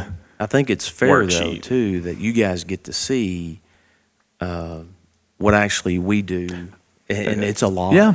And I don't disagree with so you. I think it's good for everybody that's sitting here to get to see this. This Yes. is not easy. And you know, but I'm willing to work however we need to get to that end result. And time is obviously, you know, of essence. I think by doing what we did last year, by putting, just to meet that May 1st deadline, putting a balanced budget to DLG, and you can, obviously, you got to make some adjustments, but, and letting them know, just like we did last year, we're going to need more time. She'll have some more defined numbers in May, but we are up against the timeline, and we can't, you know, we've got to make some tough decisions. I think it will be great to see some numbers in May, but as far as occupational tax. But realistically as well, I don't know that we should put off this discussion of what to start picking the low-hanging fruit, Right. because it's unrealistic to think occupational tax is going to come in any higher than it has in the past. And this budget, the 22 budget's already sitting at 5 million. So even if it came in at 5.2 and you guys are like, put it at 5.2 because that's what it was, $200,000 doesn't touch this 2 million. So it will be great information to know. Will it drastically affect your decisions? Likely not.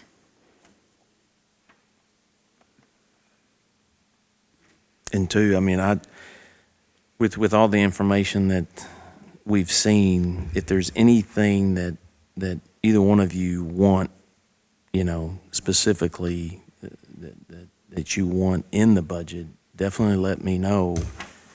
You know, because then that would help paint a picture as far as where we agree, disagree, whatever. But we'll at least know, you know, if we can, if we can't, and some of these other things. And I do see some areas where we can, you know, make some adjustments, but they're not, when we're talking $1,700 or $2,000, that's not going to cut it. And our fellow elected officials, that they have their operations, need to understand that, you know, especially when one office is, not just one office, there's hundreds of thousands of dollars.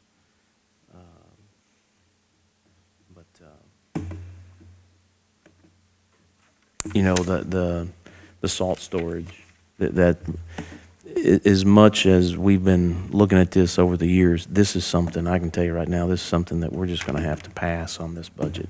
I mean, we're not going to be able to do it this next fiscal year. I mean, I would hope that everyone would be in concurrence on that. $222,000 and $103,000. Is it something that's maybe needed in the future? Options 3 and 4, I think, are better options to use our maintenance folks, but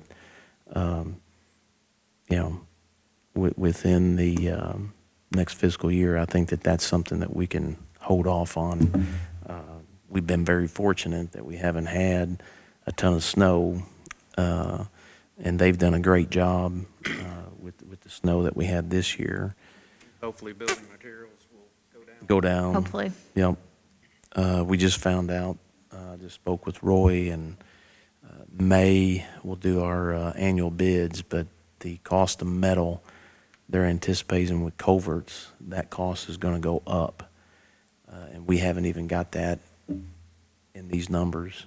And just so that folks at home understand, when they identify those Class 1 roads, and we'll get our Class 1 roads, and that's what we're paving. Some of these roads, they has more culverts than others.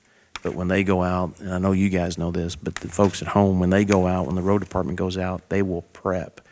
And Roy's looking 2 years down the road, you know. But when they go out and they prep the roads, if there are culverts, they will take them out and put in new culverts. And then they may patch it up. But then when we come back and we pave, if there's any settling or anything like that, it's already done. Where it ties into the budget is if that cost goes up, you know, the last thing we want to do is take away from paving, but that increase in the cost and material goes up, you know, they may start looking for roads that don't have that many culverts, but it's still an asset. If we don't maintain that asset, it's only going to get worse over time. So that's something to think about. We won't know for sure what that exact number is until our bids come in. There is, I want to talk to Jason if we do our bids. Can we take, for instance, with, say, the culverts, because of the cost of metal potentially going up, can we accept, if we get more than one bid, can we accept them all? And then maybe discuss with each one who's got the better price. I don't know. We'll have to see.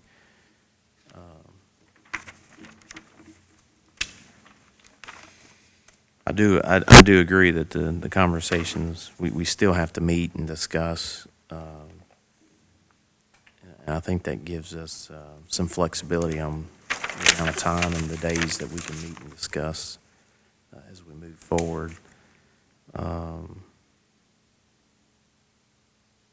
Judge was kind of talking about maintenance and upkeep of our assets, and that kind of got me thinking of something I've thought before, and that's, are we maintaining assets that we don't necessarily get a lot of use out of anymore? Are we heating them, insuring them, mowing their lawns, whatever?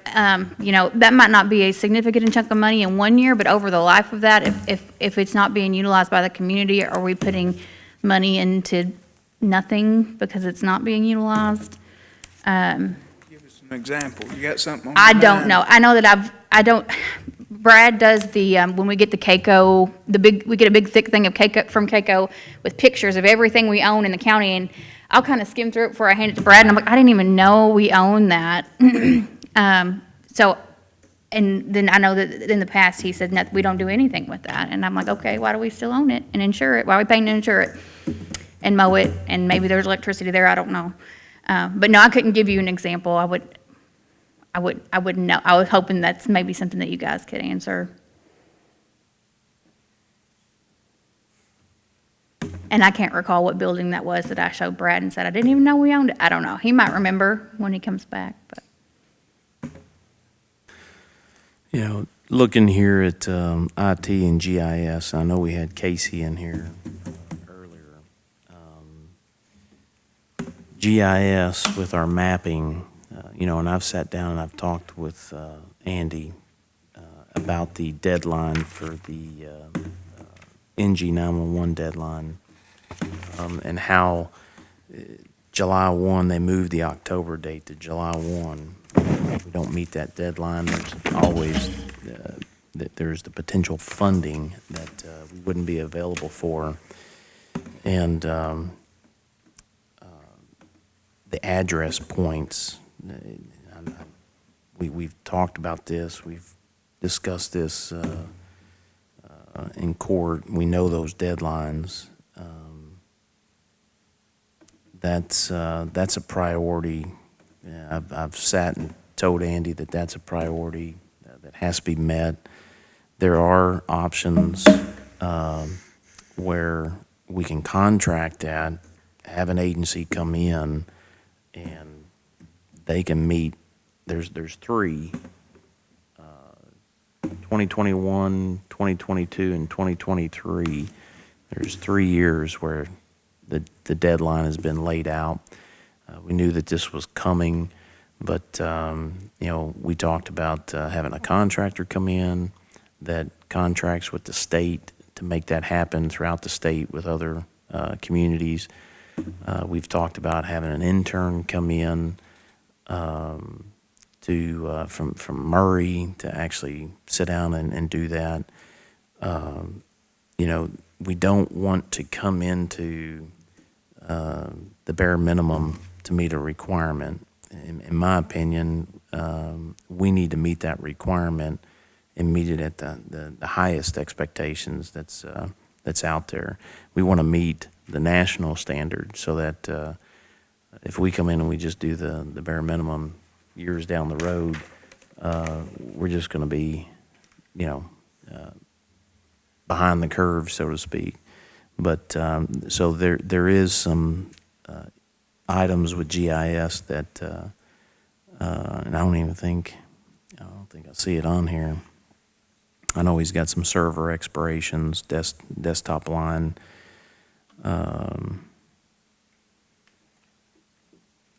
But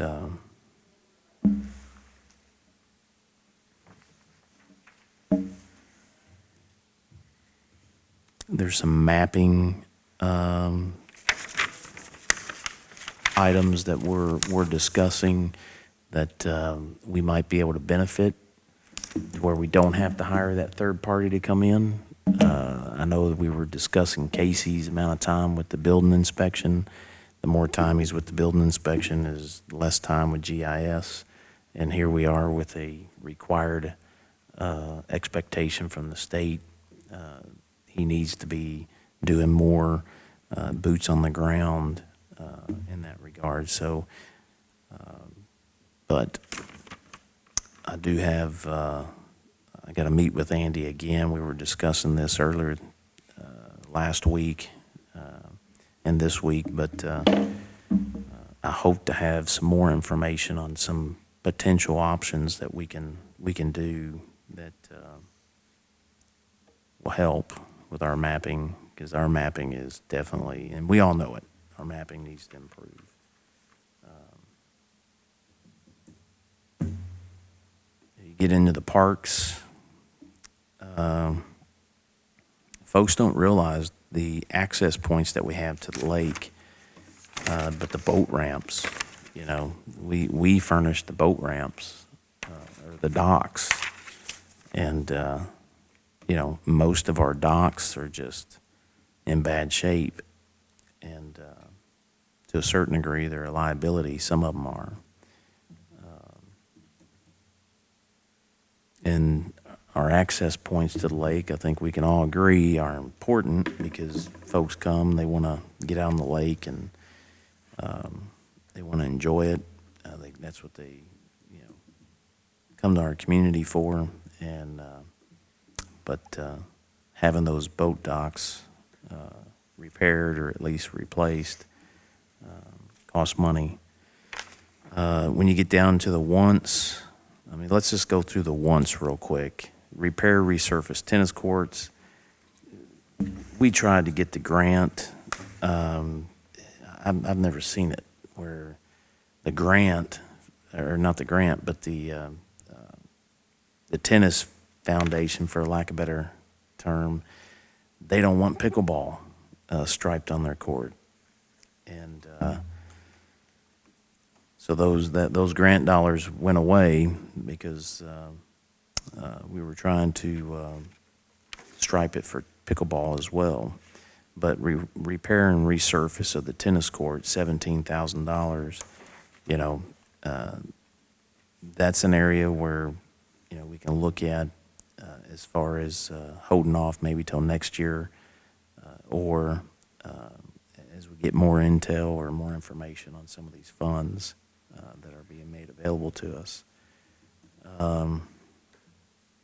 The recreation coordinator position, I know that we are looking at trying to expand sports tourism, if you will. I know the tourism and the parks have been meeting. We've sat down, they're doing a feasibility study to see what we can draw into our community, kind of like what they did several years ago. But our fishing tournaments are going down. You know, Calvert City sees the same thing. I sat down with Gene, and Josh, and Blair for lunch, and that was one of the things, that the fishing tournaments are just, they're not as plentiful as they used to be. And so trying to find new ways for tourism and sports tourism is one of the things that they're looking at as far as a feasibility study. Having a coordinator position at some point, I think, may develop, but right now I don't think that may not be feasible for that one this fiscal year. They are doing a great job, and I think we should ask them to keep doing a great job. The hardened ball court lights, I know Justin's been on that since it's been made aware. You know, $3,000. I don't know if that ball court, if we put that under the court or the parks. I don't know. We talked about having it secured to some degree to where, you know, you can turn the lights off. I know the baseball field there too. I can't remember, but that was at some point a discussion as far as the lights being left on all night. If there was a way that they can be controlled, but $3,000 for the and there's no lights right now on the basketball court. No lights, according to my understanding, there's no lights. And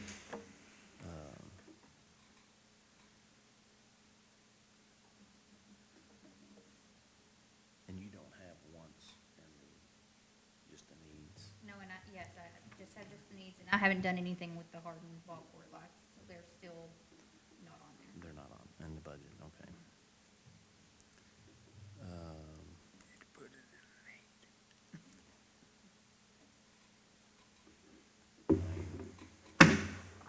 I know on the future planning, just jumping to the next, I don't know if you guys are following along, but the future planning of the ball lights, there was a quote that came in at $700,000. That was more towards, for lack of better terms, a national or I'm trying to remember what she had told me, but basically standards that maybe a national or a park standards, but that doesn't mean that we have to shoot for that. There were some other quotes that came in as far as replacing all the old lights with LED lights. You know, that's definitely an asset in asset management. I think the court made a decision to go ahead with the $18,000 replacement of some lights just to help with the current ball season. That's definitely some future planning. Animal shelter, we see a decrease. This current fiscal year that we're in, we use the foundation, or not the foundation, but the donation account, and we see a shortage in the donation account, so we definitely put in the budget to cover, I think it was 15,000 is what we put in to cover the shortfall in the cost. Flooding into the building, that's been going on for some time. I think it's more of a structural issue. It may not be level.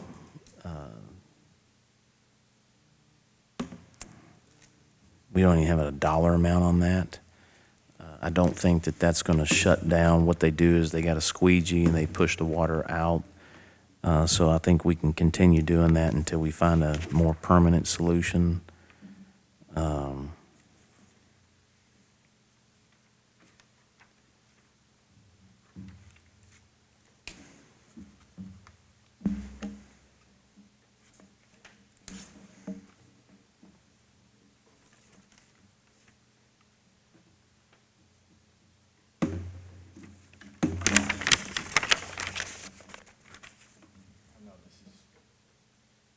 Small, but just trying to go through my notes here.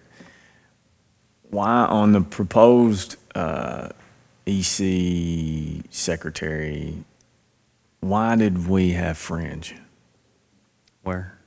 on the ED? Yes.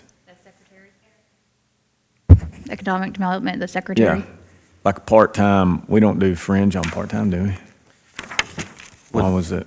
Yeah, I can answer that. The Okay. part-time, 10 hours, the sanitation district, they have an office upstairs. So the clerk upstairs, which is the old office that Josh used to have, the clerk would be covering the 10 hours. So the sanitation district is paying the salary of the clerk upstairs. If the clerk were to do the 10 hours for the economic department, obviously 10 and I think 30 hours is what they're paying right now, would be a full-time employee. So the sanitation would cover what they're currently paying, and then the 10 additional hours we would cover, plus the retirement and health care. So that's why you see that. I gotcha. Trying to use an asset to do two things.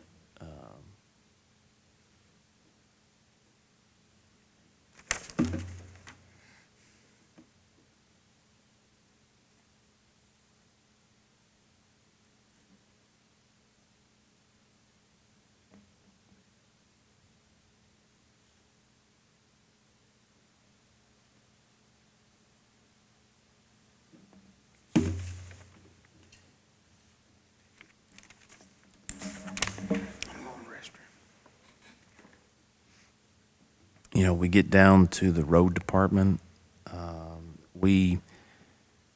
As we had some retirees over the years, we just, we didn't replace a retiree.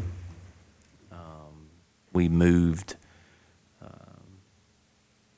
premiums. We put premiums in place so that we could pay employees who are certified, give them a little bit more money for being certified for, say, spraying chemicals, having a CDL that they get up in the bucket truck. I'm just trying to go off the top of my head. But we didn't replace 3 full-time over the course of those years. And to go back 3 full-time, we've got some part-time help out there. Maybe that's a long-term or a future opportunity, but for this fiscal year, and we don't have that built into this budget, the ones. So it's not even built into the budget. I'd say for the most part, the wants, if they're not built into the budget, unless you guys see something that I don't, that there may be majority of the wants are wants, and we focus more on the needs.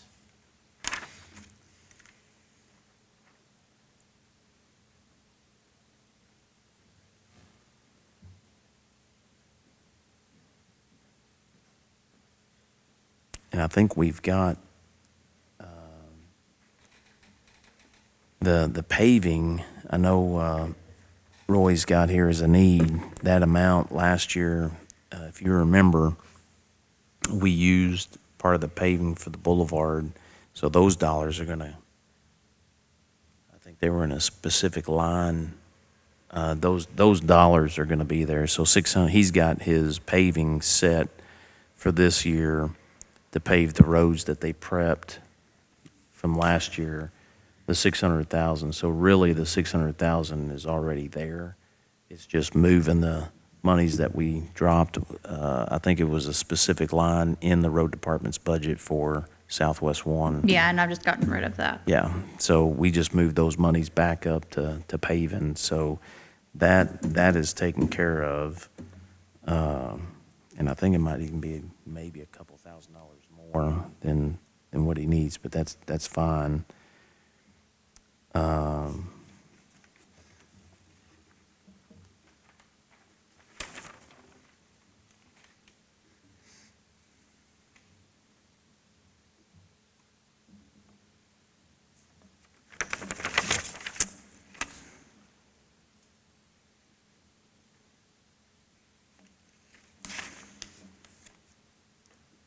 The future planning on the roads with the tractors, that gives us some ideas to think about maybe going into this next fiscal year.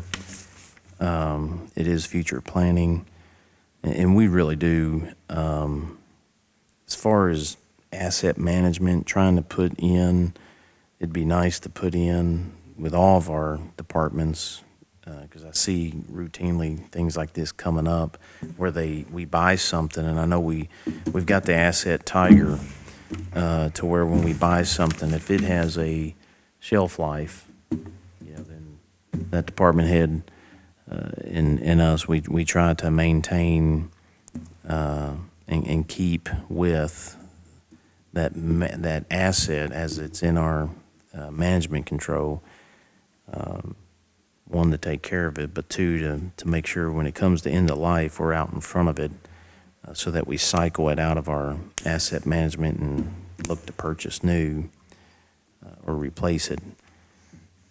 But I think sitting down, they did a great job of showing us what's available between leasing and purchasing. I don't know where you guys are at on that, but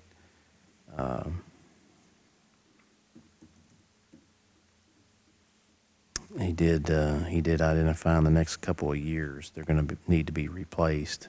So that may be a future planning for that cost. It's not in the budget. So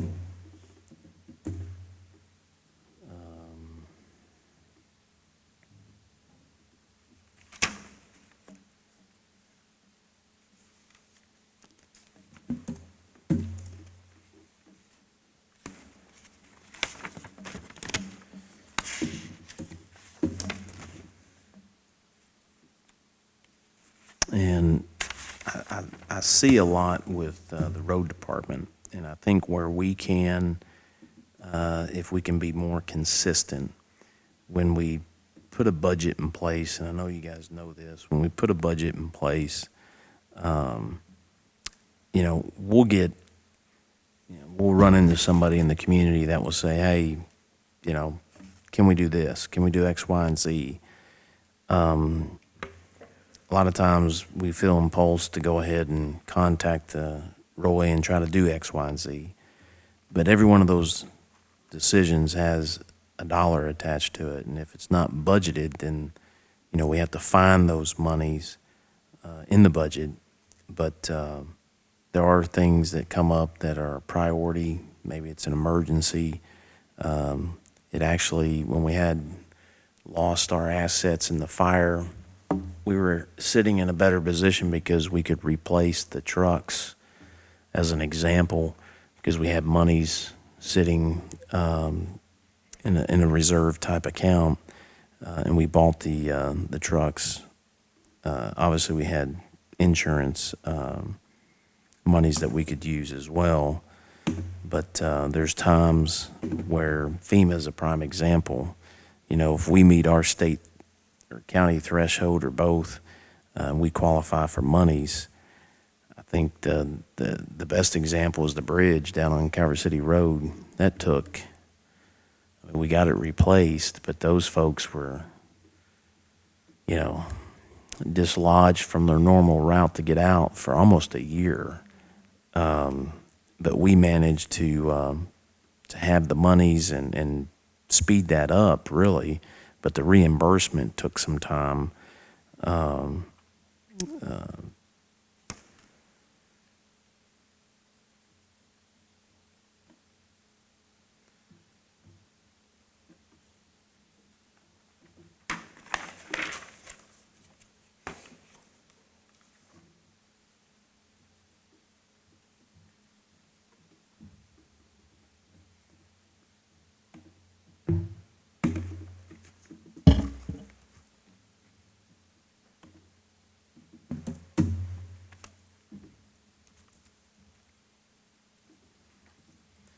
Again, I mean, these are, as far as the needs and wants, these dollars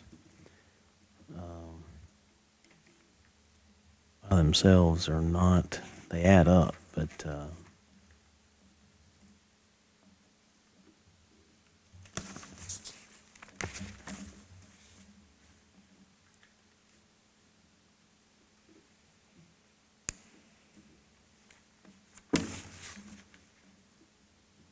I got 12 o'clock. Do we want to, I know we got a special called meeting. Is it next, is it next Friday? So if you want, I can have Erica put together we'll put together just a balanced first reading for the budget, and we'll have that prepared to read next Friday, and we'll submit that to DLG, and you can communicate with them. As far as some more budget meetings, do we want to look at May? Give you guys time to go through this a little bit more, and building it right now? Yeah. Okay. And we can look at, I know she will have a better idea on our income tax. I know she's got a big bag that just came in, so we hope to have a better number. So why don't we shoot for maybe the first week of May to have another meeting, and maybe we can bring some more numbers to the table.